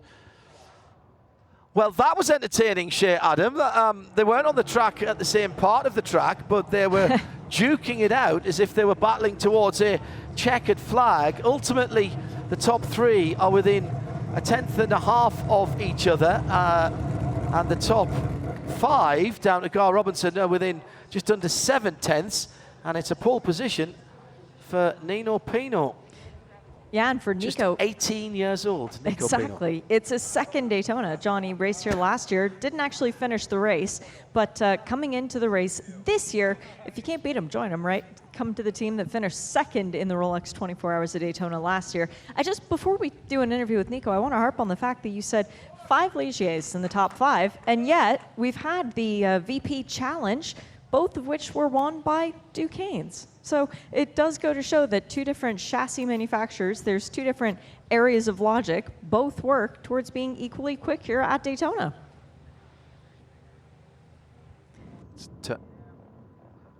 The man from Santiago in Chile, and we'll get a hold of him in just a moment. But before we do, John, if I can interrupt. Yeah, of course you can. Lance Wilsey, congratulations, because for you, this is a huge accomplishment. Your team is on pole position for the Daytona 24 Hours. What's it feel like? Oh, I mean, it feels great for the team. I'm incredibly proud and thrilled for Nico. But, you know, equally important, the whole team. I mean, as everybody who's here knows, I mean, this is a team sport. It's a team effort. And, you know, we were struggling a couple of days ago rolling off the trailer. We were far from where we find ourselves today. So team put their heads down and, you know, couldn't be happier. I mean, you know, this is what we all strive for. This is what we all want to see. And, you know, 18-year-old kid puts it on pole, you know, third race in the U.S. Man, it's pretty awesome. Track conditions were a little bit different today. Now, you had the advantage of doing a race. Did you learn anything during the VP Challenge race that you were able to tell Nico to help him? Because it's a lot greener than it was last time he was in the car. Yeah, I mean, it really came to just a couple things. You know, with the rain we had last night, track was green, which he would have picked up on very quickly. And then with the, you know, headwind into turn one, tailwind into the bus stop, it created a little bit of different dynamics in the car, just with regards to what to expect and things like that. So, I just, you know, I didn't distinguish myself by any stretch in the VP race, but I was out there long enough to get a feel for the track and things. So, no, it's outstanding. You know, and this is why we come to Daytona, and this is why we're here, and it's just a great outcome for everybody involved, man. Couldn't be happier. Thank you so much. Congrats to you, Lance. Thank and you. now we'll have a quick chat with Nico. Nico, pole position, Daytona International Speedway. There is no place grander to get your first ever pole. How hard were you working through that session? Well, of course, we did a lot of pre-race preparation. It was very tough out there. The conditions changed a lot from yesterday. We worked a lot with the team to get the car into a position to fight for pole and also to prepare for the race. And this is just starting. It's a 15-minute session versus 24 hours, so now focus on the next week. You must have had great radio communication with the box. You're pole, you're not pole, you're pole, you're not pole, to just keep pushing harder and harder. Yeah, they told me at the beginning, of course, we decided to wait a little bit to not have any traffic and have a clear lap ahead of us, and they were keeping updating the gap to the other guys and everything, but I think everyone did a great job keeping the car, putting it in a good position for qualifying, so yeah, pretty happy, first pole position in my career, so in a special place, of course. Congratulations. Thank you very much. I think somehow that he won't forget his first ever pole position, Daytona International Speedway. What a very calm young man there. Dakota Dickerson ultimately a 10th away for Andretti Autosport, but will start on the outside of the front row. And there was a 10th and a wee bit more actually in the third sector, pretty much 2 tenths in that third sector. So maybe the guys Andretti. Interestingly, the pole sitter, Nico Pino, took pole position and managed to do that without a fastest sector. Wow. Like that. Interesting. Very interesting. Very interesting indeed. We stay with the prototypes, of course, and the LMP2s next. We're qualifying for the 61st running of the Rolex 24 Hours here at Daytona. IMSA Radio and IMSA TV together. And it's LMP2 next, And this of one's which there are 10. Sorry, Shay, go ahead. This one's easy to tell you who's driving because it is mandated in the rulebook that your bronze driver must qualify the car. So you look at the entry list, you see the little B next to their name, and you therefore know who's qualifying the cars. But would you like me to tell you anyway? Oh, can I do it? Yeah, go for it. No, come on, you can do it. No, It's no, fine. no, no. I was only kidding. No, you we can't. have 10 cars, all Oregas, with the Gibson V8 engine. I'm just scanning through to make sure none of them have got more than one bronze driver. None of them do. No, I can confirm that. Well done. All right, so the 04 CrowdStrike Racing by APR will be George Kurtz. Mr. CrowdStrike himself. Indeed so. It will be John Ferrano for Tower Motorsports in a team that includes Scott McLaughlin, Joseph Newgarden and Kiffin Simpson. That's gold, platinum and silver in that order. It's the LMP2 champion from last year going out to do the qualifying. Stephen Thomas for TDS Racing will qualify the number 11 Orica. The man who won the Pro-Am class at Le Mans last year. I hope you've got a stat for everybody here. This is working rather well. In the number 11 Aero Motorsport, it's number 11, the number 18 Aero Motorsport car, it will be Dwight Merriman. Who won this race 2 years ago. And the number 20 high class racing car, different livery for that car. It's not the usual all red and white. It's got a few different colours on it. Dennis Anderson, the Dane, will be qualifying. Who is making his first season repeat with the same team, the same championship. He ran in ELMS 1 year, then WEC in 1 year. Now IMSA, this is his second. It will be Francois Hérault for TDS, the number 35 car. Making his second ever IMSA start after coming in 5th in this race 1 year ago. The 51 Rick Ware racing car will be qualified by Eric Lux from the United States. Defending LMP2 winner after last year. Last year he was driving with Colton Hurtado Award, Devlin DiFrancesco. This year he's got Devlin back in the car, but he managed to pick up Pietro Fittipaldi and the reigning Daytona 500 champion, Austin Cindric. PR1 Matheson Motorsport, the number 52 car. This is the Wins-coloured car, and it will be Ben Keating, the man with the most mellifluous voice in the paddock. And the man who is not only defending WEC GTE AM champion, he's going to drive with Corvette Racing in the upcoming year, and he's one of 12 drivers in this field who has won each of the 4 big IMSA endurance races. The 55 Proton competition, Orica, it will be Fred Podard. One of our favorites who has climbed the ranks through IMSA. He did race in the WEC last year, but now he's back home. And finally, last but by no means least, the AF Corsa number 88. A man who has often been voted the most popular man in the paddock in the WEC, Francois Perrodo. Best smile, you can see it from space for Francois Perrodo, multi-time, multi-class champion in the WEC, a Le Mans winner back in 2021. Now he's coming to try and claim the Rolex. So 10 cars, only one can be on pole position, 15 minutes when they're rolled out. We've used 90 seconds of that already, and Ben Keating already jostling for position as they head around the banking. And the CrowdStrike racing car has been dealt with. He's going to have a look at the TDS racing car that is in front of him at the moment. Slightly different engine noise. The LMP3 is a little bit lower rever. This is still a V8 from Gibson, but a little higher rev limit set for these cars.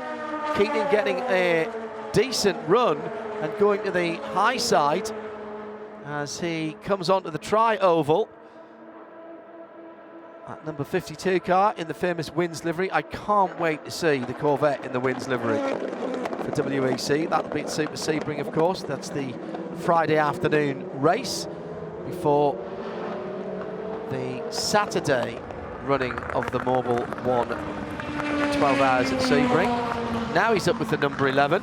Exactly what I wanted to point out to you, John, because last year and the year before that, we saw great qualifying battles between Ben Keating and Stephen Thomas. It was always the 52 versus the 11, and oh, look, on track, it's a 52 versus the 11 again. The 11 is the bright yellow machine.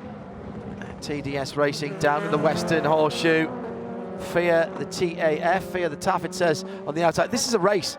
A race has broken out in qualifying. Keating wants clear air. He does not want to be sitting behind that car and up onto the high banks. He either needs to get by or back off, I reckon, here. The problem is we've had nearly 5 minutes and nobody's set a competitive time yet. They're still warming up the Michelin slick tyres. Here comes Keating using the draft. He'll have to go to the right-hand side. Bit of defensive driving going on. There's from no Stephen way Tennis. either of them is going to back off. John? No, absolutely not. Thomas over the curbs. Now, lovely exit. The Le Mans chicane from Stephen Thomas.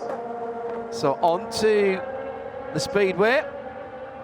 Campgrounds that were being used for the boy and girl guides over the weekend cleared out a little bit now. We had 3 different campgrounds over the weekend. They were packing up this morning after a tremendous jamboree over the weekend. Real oscillation on that number 11 on the high banks. Front to back pitching. That cannot be nice for Stephen Thomas in the TDS racing car. Still no decent times posted. Dennis Anderson actually the quickest in the number 20, but yet to get past the field of LMP3s. And at the front of the queue, it is still the 11 yellow TDS from the multicoloured wins car. These two pulling away from the rest of the field. Now, at what point here does someone say, you need to split yourself up here? I don't think Ben Keating's getting his best run on this circuit. Nobody down below 144 at the moment for these P2s, and we'll expect to see something quite a bit quicker than that. Should be somewhere nearer 140. Up onto the high banks again for the Tower car. That's the number 8. In practice, Ben Keating was the quickest with a 39.3, 1 minute 39.3, fastest of the bronze drivers. So we've got a ways to go for that. Dennis Anderson, a 44.3 is the best. Number 8 car. We put John Ferrano in that car, didn't we? At the start, yep. Man from Canada. And defending series champion. And this race, of course, for P2 is not a round of the full season. And this is just the Michelin Endurance Cup. And I think, Shea, that's the same with LMP3, isn't it? Yes, this is not a championship round for P2 or P3, but for the Endurance Cup, you are correct. It does count toward that. And the reasoning behind that is for teams who want to do the full season, but perhaps don't want the extra expense of a 24-hour race. Yes, and for drivers who maybe have saved up for this race for their entire lives. We've got a couple of those to in do the it field. as a single event, To yes. do it as a single event. Yeah, it works both ways for that. Yeah, very good. Right, now, Stephen Thomas is at the top with the 42.2, Francois Arrault with a 42.9, and they're now, those are the two cars that are ahead of the LMP3 field, being the TDS Racing bright yellow car, and the 35 is the other TDS Racing car.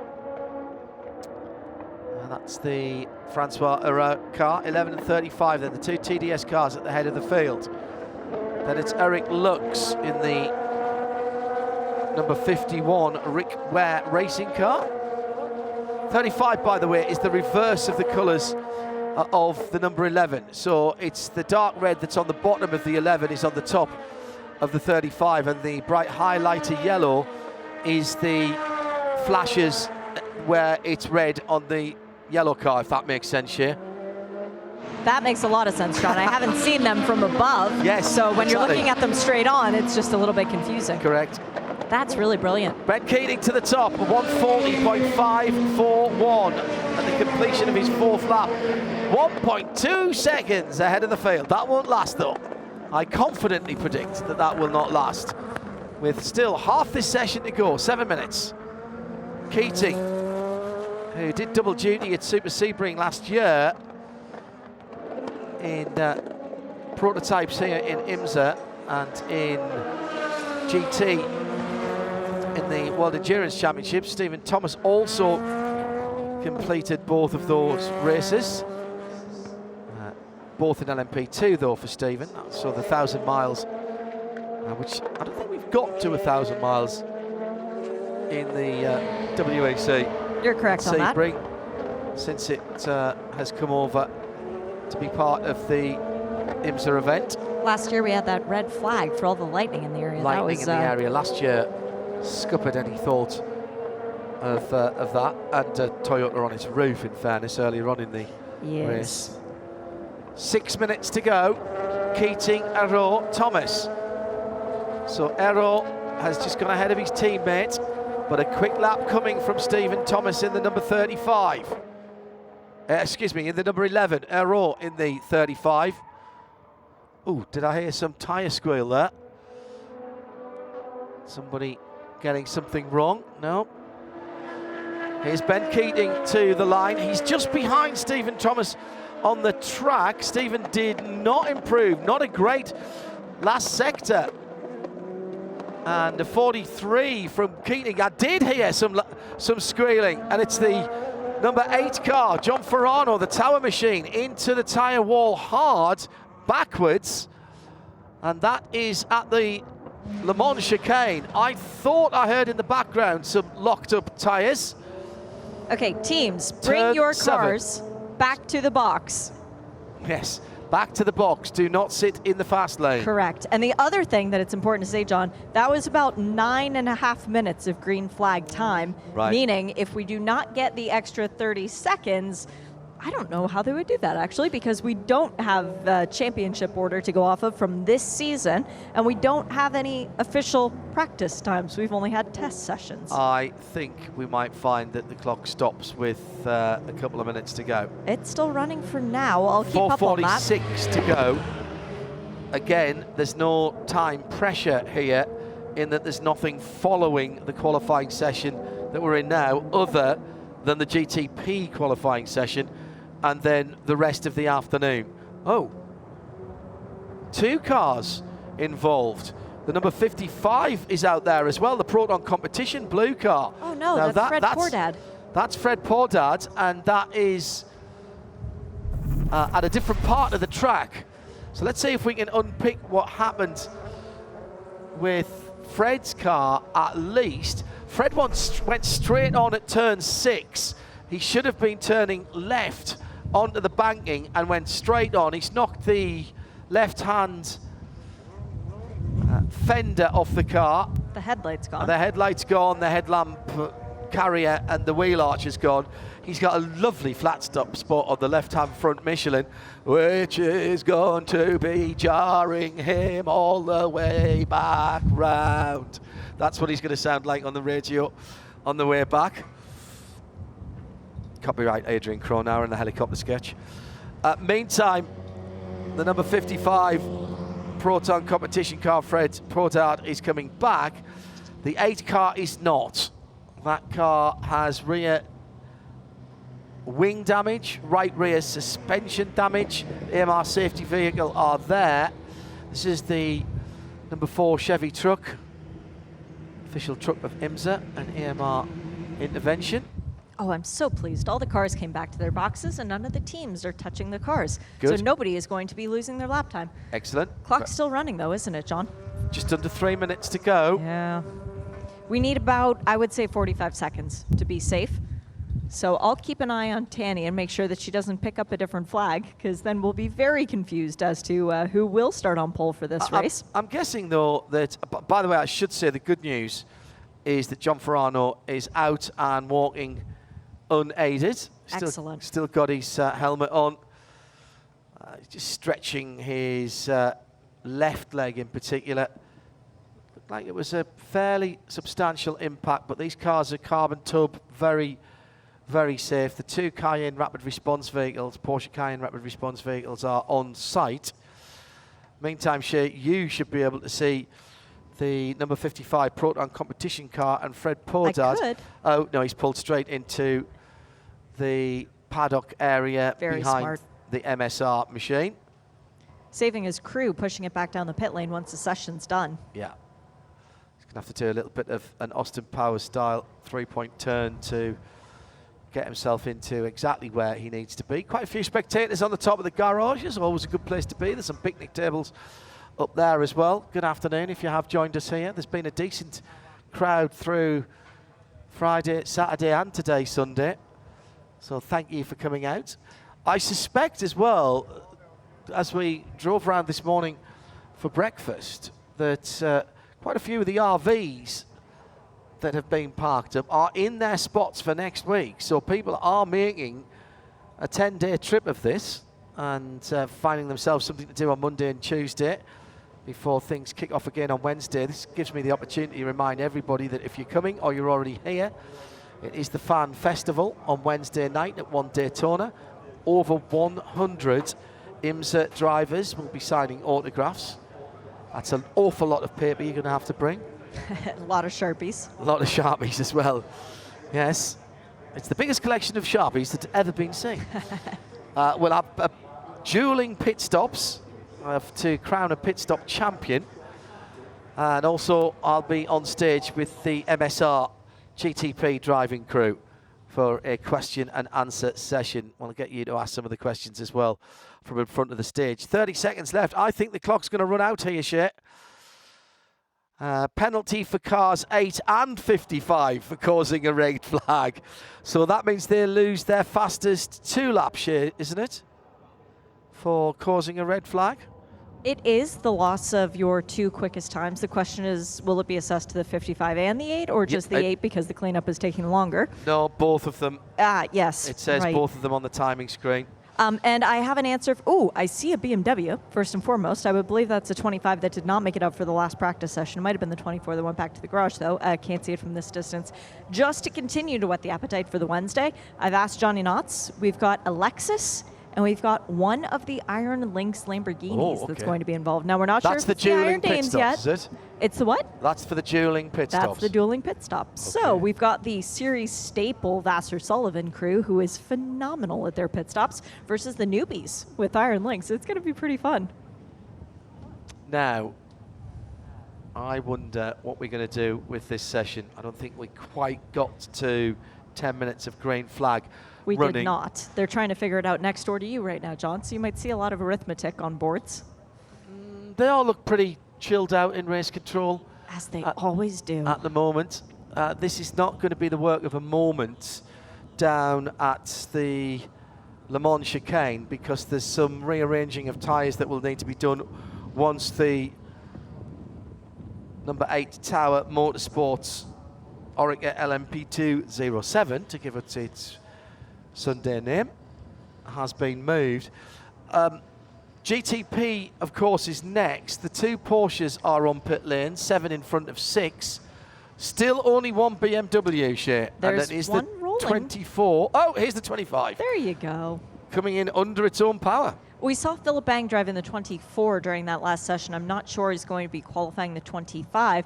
When you've got to choose between Nick Yellowly or Colton Herta as the 2 full season drivers, though, and then you throw in, well, I mean, across both the cars, but especially for the 25, you throw in Sheldon Van der Linde, it's going to be a hard decision. Oh, yes, and then, that super quick kid, Colton Herta. Honestly, I don't know how BMW chooses who's going to go out for qualifying, but that will be interesting to see that car running on track for the first time today when everybody else has already got a couple of miles. We will get to 10 minutes. We will get to 10 minutes green running. The clock. I feel I should be in particularly as this is the playoffs weekend, wildcards and divisional playoffs weekends for NFL. I feel like I should be in the black and white stripes at the moment, but obviously I'd never wear black and white stripes. Reset the clock to 39 seconds. Oh. No foul on the play. The pass is incomplete. Replay first down.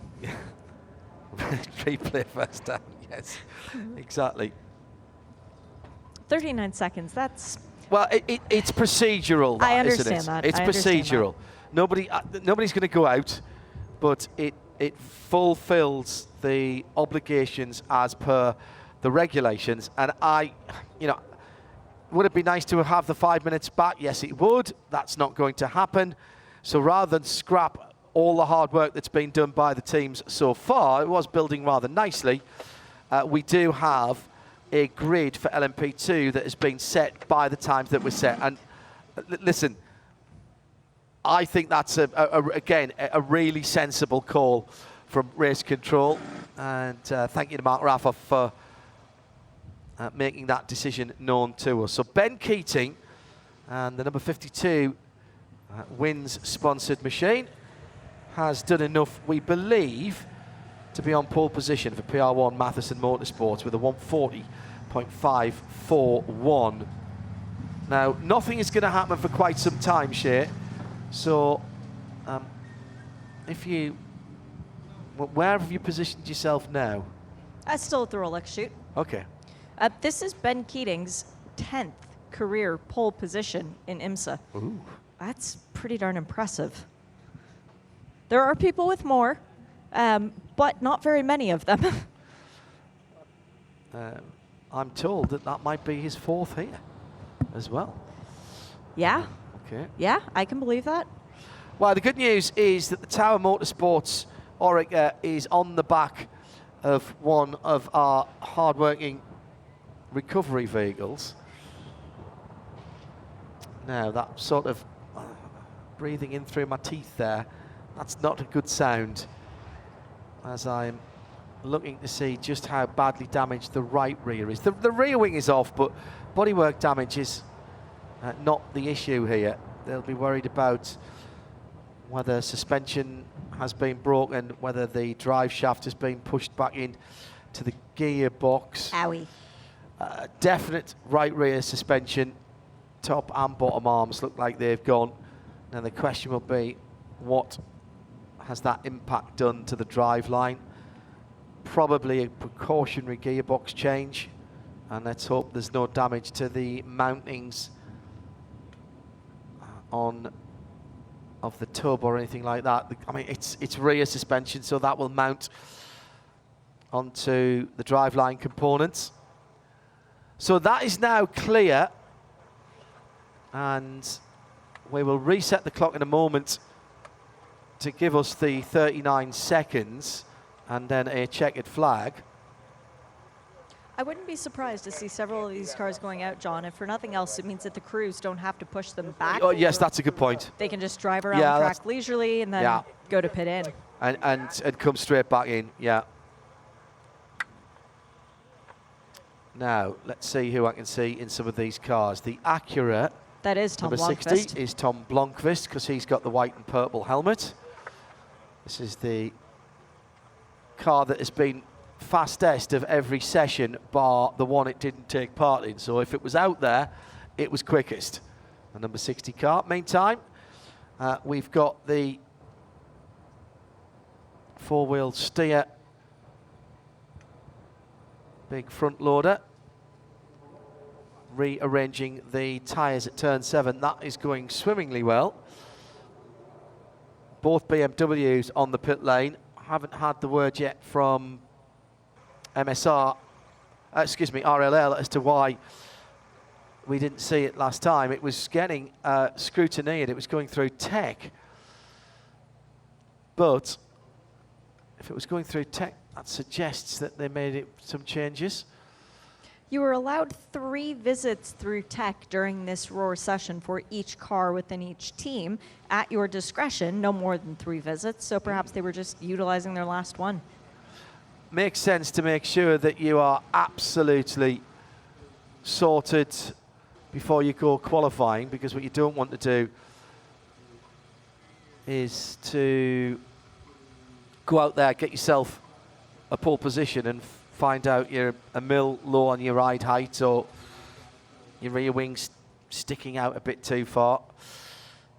We're still under red flag conditions. 1 minute was added to the clock. The clock is running down to 53 seconds. The green flag is out. And nobody's engine is fired. Okay, so they're just going to be pushed out of the pit lane. We have 21 seconds left. I presume then the 52 car will go round to the victory circle, Shea. Yeah, it will drive further down the pit lane, be stopped by Johnny Knotts, be told to turn left through the Rolex chute, and then make the left-hand turn into the podium area, a place that Ben Keating has been once in his history for Rolex purposes, and that was back in 2015, I want to say, with the Viper.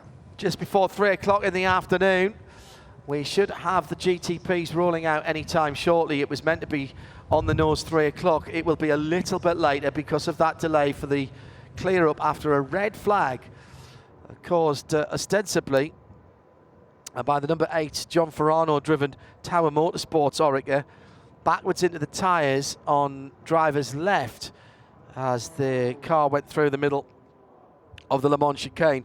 At the same time, or near enough, we had the Proton Competition Fred Pordad driven Oreca, the number 55 car, the blue machine, going straight on at turn 6 instead of turning left and going up onto the high banks. That was a much easier recovery, in fairness. So it is as follows in LMP2. P.R. Matheson Motorsport on pole position from the 35 TDS racing car, Francois Hérault. Then their team car with Stephen Thomas in the 11 on the inside of row 2. Francois Perrodo on the outside of row 2 in the number 88 AF Corsa prototype. On the inside of row 3, George Kurtz for the CrowdStrike 04 machine. 51 is on the outside of row 3. That's Eric Lux for Rick Ware Racing, which leaves the number 20 of Dennis Anderson on the inside of row 4 for High Class Racing. And I'm missing a P2 car. Dwight Merriman for ERA in the next position. Shea. Ben Keating has made his way into victory lane here at Daytona International Speedway. I'm sure that's something that he'll want to put on loop so he can listen to over and over and over again. Ben, 10 pole positions for you. Congratulations. This one looked like it was tricky. Thank you, Shea. It was tricky. It was tricky. You know, it is one of the negatives of the way we like to do the pit lane out here is that, you know, if you did well last year's season, then you start at that end, it means you start at the back of qualifying. And so that makes it a little bit of a challenge, but while you're getting your tires warm. But the wind is drastically different today than it's been all week. You know, going into the bus stop with a 20-mile-an-hour tailwind instead of a 10-mile-an-hour headwind is a big difference, and it was tricky through the bus stop today.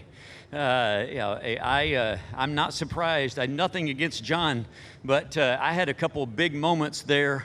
I was not surprised to see a car off there because it was the trickiest part of the track for sure.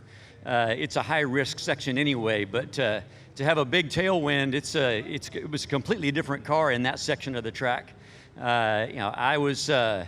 You know, Stephen Thomas didn't want to let me by to try to go out and get a clean lap, so I used him as to give me a tow, which helped by about half a second around the banking. So I'm grateful for that. Congratulations on the number 1 of the side of your car today. Let's hope it's still there next Sunday. Thanks, Shea. Paul Sitter then for the LMP2s, Ben Keating, and the number 52. That's the PR1 Matheson Motorsport wins Max Connect and Rain-X sponsored machine. 20 minutes for the GTP cars. Shea, Adam, that was so high that only the Dolphins heard that. And it was only on talkback. 20? I did say 20. Oh my goodness, that's a long qualifying session for the GTP cars. Now, hasn't there been some other changes to GTP qualifying? Are they allowed to come in for extra tyres if they want to? That I don't know. The qualifying rules state that when a car leaves its pit box, if it comes back into the lane and stops in its pit box and anyone touches it, it is disqualified, no adjusting of air pressures. I don't think they've made any changes as far as GTP is concerned. The other thing that we need to remember, these are the tires that they will start the race on. So 20 minutes for qualifying, they could take a lot of life out of the Michelins if they push too hard. As speaking of pushing too hard, I need to watch a race car being pushed back because it almost ran over my foot. All right, let me give you drivers who have gone out. Tom Blomqvist renew in the Acura ARX06. Last champion of the DPI category in 2022, defending Rolex 24-hour winner. Yeah, he was with Ollie Jarvis, of course, for that, who's back this year in a P2, thinking he might be able to win overall next weekend. Is Ricky Taylor, who's gone out in the number 10 Acura, and at the moment, I think that's the sum total of cars that are out on the track. Just the 2 Acuras. Wow. They're going out in alphabetical order. Next, in the next 2 laps, it'll be the 2 BMWs that go out, then the 3 Cadillacs, and finally the 2 Porsches. Now, I'm making that up. That isn't the actual way they have to qualify. That would be amusing. It would make sense to me. Yeah. I do like things ordered, you know that. Yu Kanemaru, by the way, was the only sorry, not Yu Kanemaru, the 18 Dwight Merriman car was the only LMP2 that didn't get ahead of the LMP3s. I'm not counting the Tower car and the 55 car because they were penalised their laps, so their times are way down in GTD land, but they will still start ahead of the LMP3s, which will start ahead of the GTDs, but Correct. GTD and GTD Pro will start as per their times. Ricky Taylor sets a 1:38.5 as his for opening gambit, if you will. Interesting what Ben Keating said about the wind, the tailwind in particular, and how it would have been easy for John Ferrano to lose it in the bus stop. That's something that these GTP drivers perhaps haven't been briefed about because they haven't talked to any of the P2 drivers, the two of them swapping off track right one behind the other. So it'll be a value of discovery, a voyage of discovery for our Acura drivers right now. Except, of course, they had 15 minutes that they weren't expecting before we started qualifying. And the wind hasn't changed. It's gotten harder now, John. I was going to say it's got up a bit if the Stars and Stripes opposite me, right in the middle of the fan area, is anything to go by. If I walk towards pit in, my hair is beating me there, if you see what I mean. If I walk towards pit out, it's a bit like a photo shoot. Okay. You're doing the total eclipse of the heart, Bonnie Tyler thing with the big rock. I will not sing I'm not Nick Damon. I will not sing I'm not Nick Damon. Yeah, excellent. Thank you very much indeed. We don't want people turning off IMSA Radio and IMSA TV. All right then, history about to be made.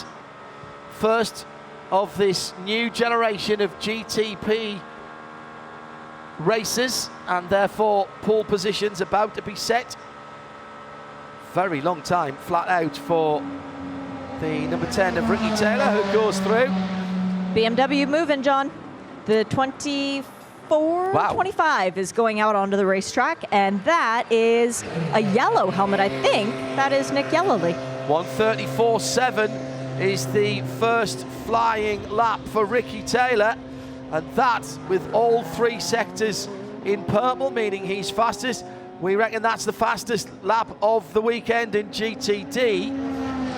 Lap records, of course, to GTP, excuse me. Both Porsches are moving.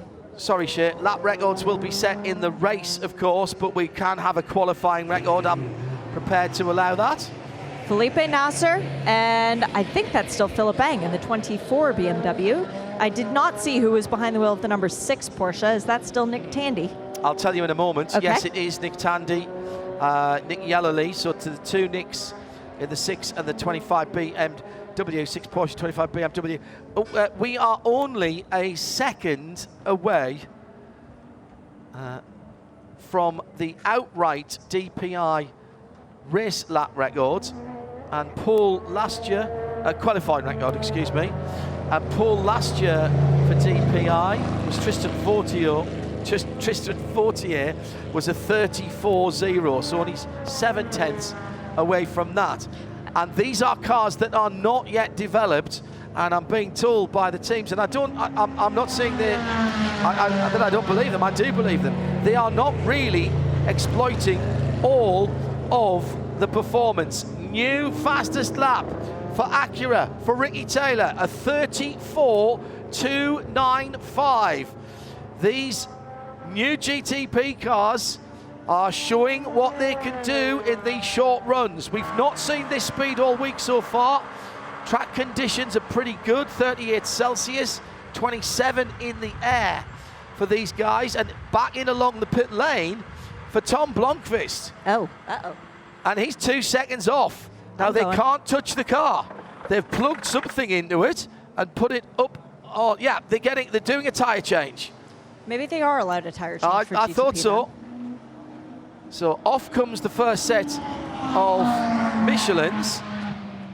Now I wonder if that was a used set and now they're going to put the stickers on.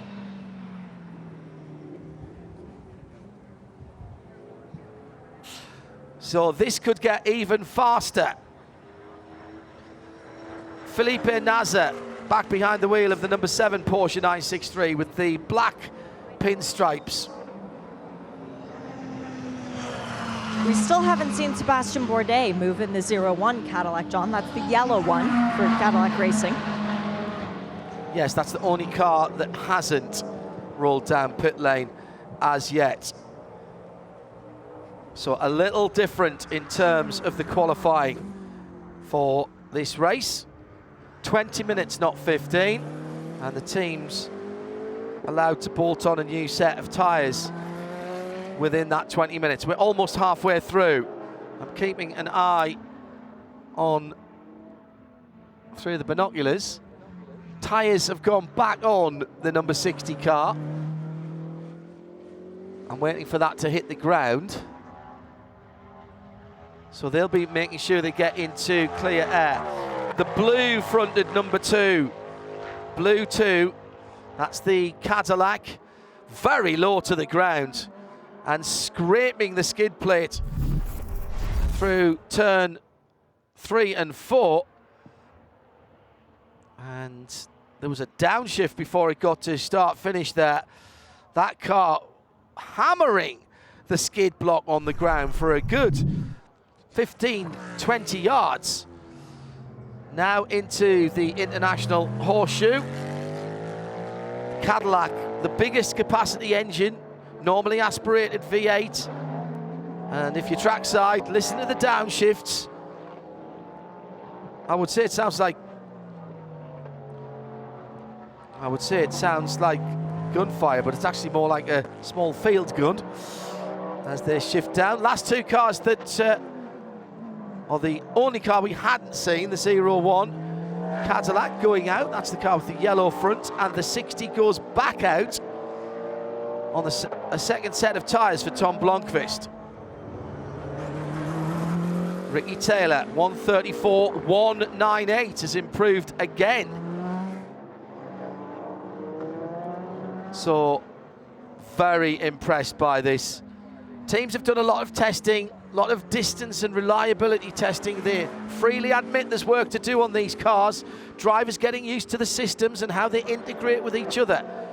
Remember that these cars, chassis-wise and engine-wise, well, they've been worked on fairly closely, but some of the other components, notably, big lock-up down at the International Horseshoe for, that's the number 31 Whelen Cadillac. And Pipo Durrani just locked up the inside front, the right front, as it was unloading as he was turning in. Yeah, let me get back to my point there. Some of the other major components, notably the hybrid system, is an off-the-shelf component and has to integrate with the rest of the systems. It hasn't been designed specifically for the individual cars, as would happen in hypercars with, say, Ferrari, Peugeot or Toyota. That means the drivers have got to do a little more in the cockpit in terms of changing some of the multi-switches. Fast lap coming in for Felipe Nasr, goes to second for the number 7 Porsche.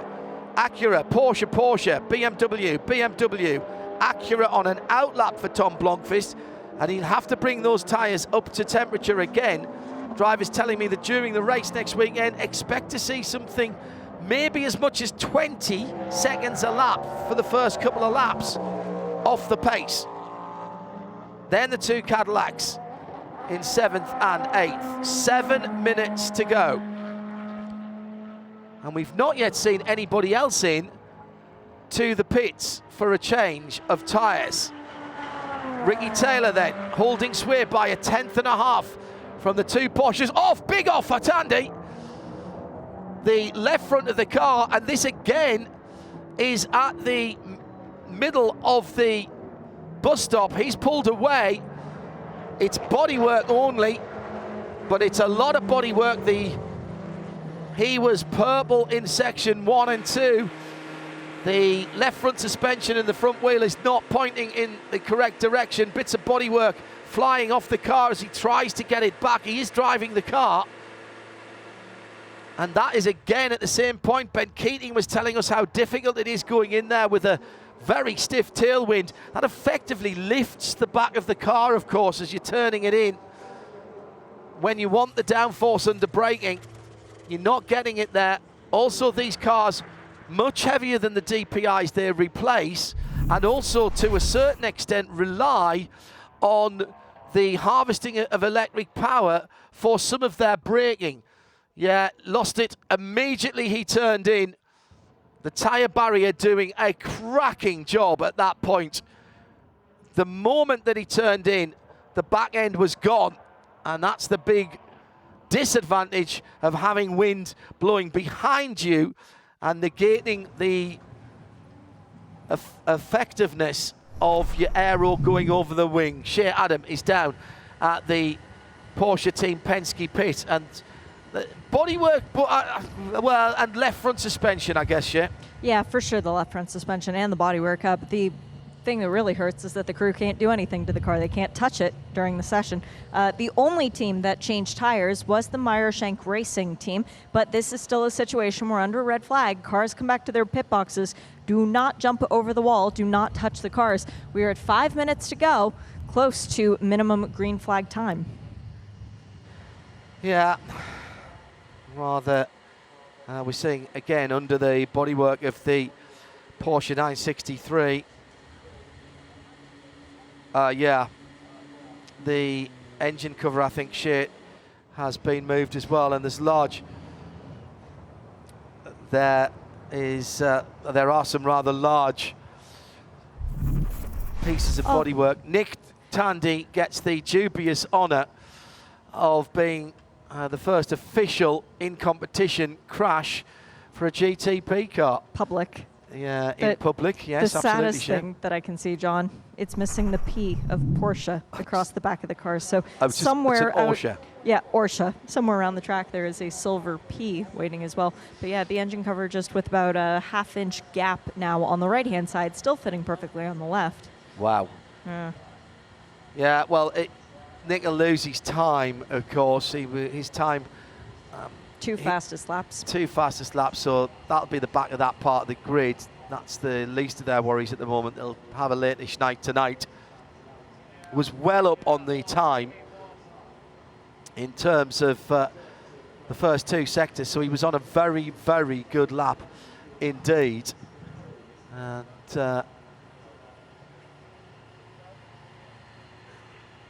his best sector 3 before the accident was right there with what Ricky Taylor had done. So he was on a pole lap at that point, I think it's fair to say. There is pieces of Porsche coming back in the back of a pickup truck. Got to get across the line though to get credited with the points. No time recorded as yet by Sebastian Bourdais, of course, because he was just out when that red flag came out, and that's how you roll the dice when these sessions. Blomqvist didn't get a lap on his second set of tyres, so he's languishing down in 7th position. All right, we're talking about a 24-hour race. Now Blomqvist can go again. Did anybody else change tyres there, Shea? No. Nobody was allowed to touch the car under red flag conditions. Oh, yes, good point. All right. Well, they won't have time to come round and do that now. So, smoke them if you got them. You got to play with what you've been given now. So I'd watch Bourdais, because he's going to be on the freshest of all the tires, having turned the fewest number of laps, and Blomqvist, of course, coming in for that pit stop. They can't tarry around this lap. We're down to 2 minutes now. Oh, and interesting, the Konica Minolta Acura has not left its box. Clearly, Ricky Taylor feels like what he's done is good enough for pole. Well, or he's letting everybody else go. His door is open. Alex Lynn's door is closed as if he is going to resume in the 0-2 Cadillac, but Ricky Taylor is sitting quite comfortably. A fast lap is a 34. We're down to a 1:40 now. There's no time to get around. And I think the 0-1 of Bourdais got to get a wiggle on here. He's at the back of the line, in behind the 24 BMW of Philip Eng. So this is a one and done here. The drama of these short sessions. Remember that the 60 car, Tom Blomqvist, stopped for tyres but did not get his fast lap. The 0-1 car hasn't done a lap that's been scored.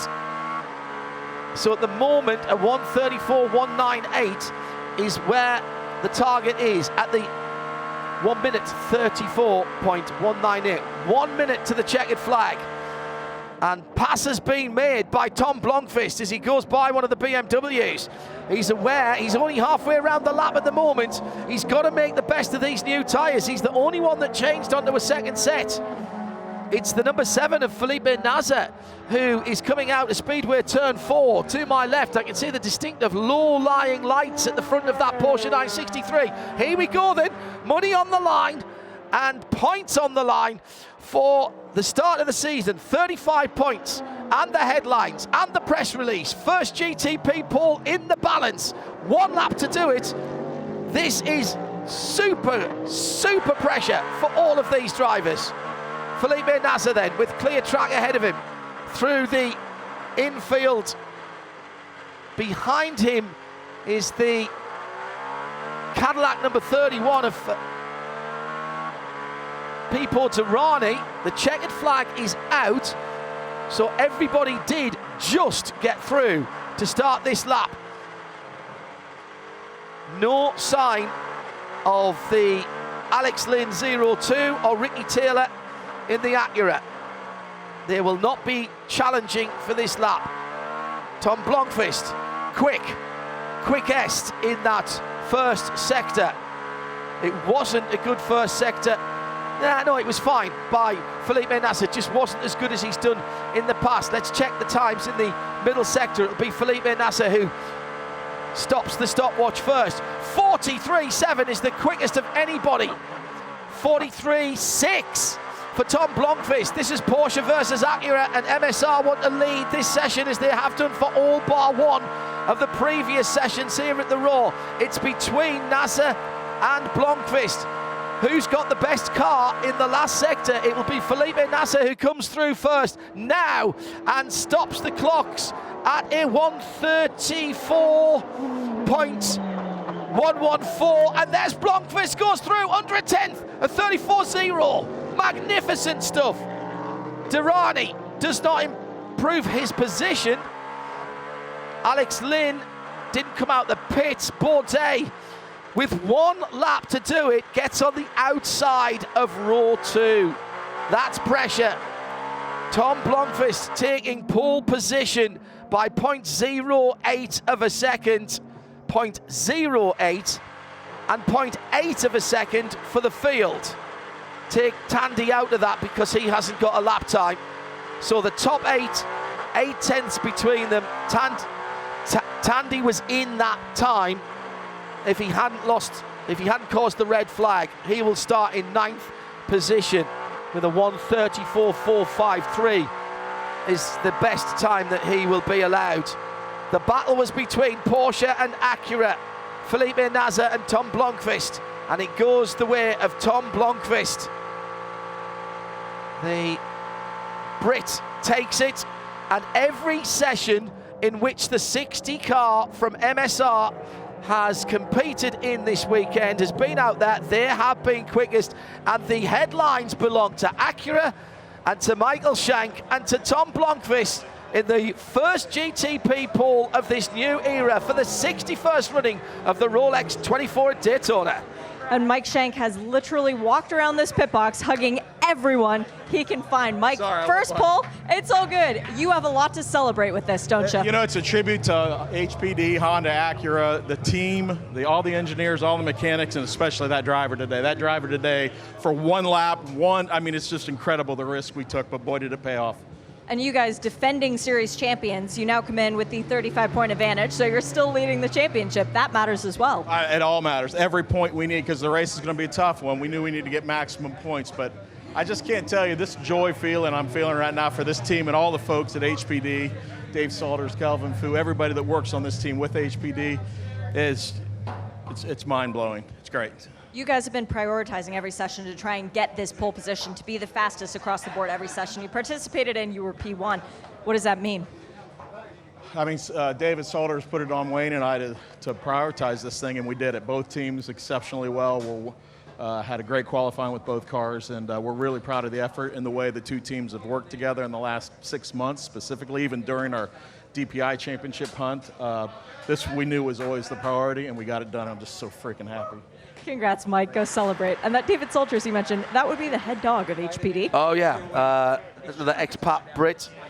and Tom Blomqvist should be back with you. I suppose he's got to go round to Victory Lane. You couldn't hitch a lift, could you, Shay, to manage to get Blomqvist? If it wasn't an electrified car, I might be a little bit more inclined. I did actually study the briefing very well to figure out when it is safe to touch the car and when it's not. So I know that if there is any blue on the car, you do not touch it. Correct. But yeah, it's just green right now. Very interesting that Acura, the top brass at Acura, very keen on MSR prioritising their single lap speed, and indeed every time that they have been involved in a session this week, they have topped the charts. I think the majority of them were Acura's 1 and 2 in fairness until that session, that extra session that we had earlier on today to give them an opportunity to run in dry conditions before that qualifying session. Blomqvist just waiting for the roll into the Victory Lane area. There's a green light on the side of the car, which is what Shay was talking about, so that means they can push that car. And all of the cars in that qualifying session went faster than the previous best that we've seen this week. And Blomqvist 3 1/1000ths of a second faster than the pole position of the last DPI pole position set here last year, Tristan Vautier's time. That is an extraordinary feat for these cars.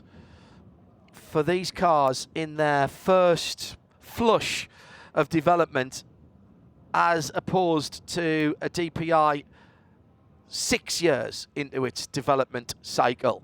So if we thought that the look and the sound and the excitement of Porsche coming back was enough for us in GTP, we've got the pace already. We've got the pace. Now, have we got the reliability?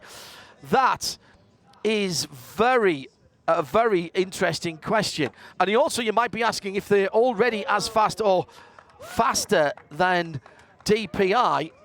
Did they really need to slow down the P2s? I think that will be looked at going forward.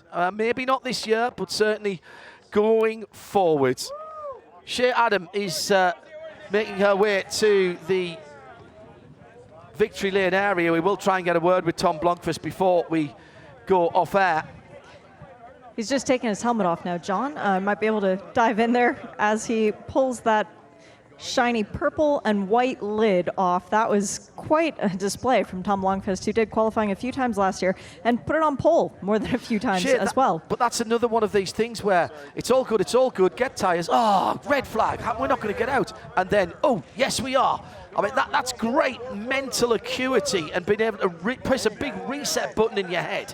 Exactly, and for Tom, I really want to know, did that extra set of tires make the big difference? Because he was the only one in the entire pit lane who had that advantage. We just cut through here, Mike Levitt and Rick Dole taking some photos for IMSA. And Tom, it's another pole position, except this time, it's at the World Center of Racing. That had to be an incredible lap. And that's David Salter, who's just cut in. Yeah, we could do a team interview here for Tom Blomqvist. When you only had one lap to get it done, you got it done. Yeah, that was a bit wild. I mean, I had no real reference, to be honest. I just kind of had to wing that one a bit. I mean, I knew I had a good car. I knew if it was under me, I could do the job. But yeah, I mean, the tires weren't even up to temperature. I just kind of licked the stamp and send it, sort of thing. So. Yeah, fantastic job by HPD, Acura, my team, MSR, Orica. They've obviously built a fantastic car, so yeah, it's really promising ahead of next weekend. But there's 24 hours of racing before we can set our sights on being back here again for another year. So yeah, a lot of work still ahead of us. So what was the mindset? What's the pressure? Everyone knows there aren't spares available. You can't crash the car, and you just see someone damage the car, and you've got one lap. How do you put that together mentally to go out and perform? I don't know. I think I'm obviously probably. Good job, man. Yeah, I don't know. Maybe I'm a bit lucky with some genetics that some things don't faze me. I don't know, but yeah, obviously I've still got a lot of confidence after last year, and the team obviously have full faith in me to do the job, which which yeah makes my life so much easier and so much more relaxing when I'm in the car, and I think that just enables me to extract the right kind of performance that everyone in this operation deserves. So yeah. Congrats, well done. Thank you. And Tom, you finished here 1 year ago, standing right where we're standing. Is this the way that you get back there the easiest? Well, I mean, this is a little bit of icing on the cake for the guys over all the work that they've done over the winter and in the build-up to this event, because you wouldn't understand how much work every single one of not only obviously our team, but Honda, HPD, also IMSA. There's so much work that's gone into the background to make sure we're here today, running in Angus. So. Yeah, it's fantastic, and I got to say thanks to them, and yeah, it's obviously really promising that we've got this vehicle under us, and yeah, I'm really excited for the year ahead. You were the only car out of all the GTP cars that put an extra set of tires on it. That was clearly predetermined. Is that what made the difference? To be honest, we didn't push on the first set. It was kind of just, I scrubbed them in a bit and put some temp in the car just to make sure everything was working, and then I was like, oh no, we just got done over with that rig coming at that time, and yeah, I was a bit nervous going back out, because I just literally did the outlap before, so I didn't really have any temp in the tires, and I kind of just had to, like I said, just go for it and kind of trust what I had underneath me. But I got to thank everyone who's put the energy into this car, that given us that confidence to push it like that so easily. So yeah, I'm really excited. Congrats, Tom. Thank you. Cheers. Well, plenty of drama for the first qualifying sessions of 2023. Congratulations to all of our pole sitters, to Winward in GTD, to WeatherTech in GTD Pro.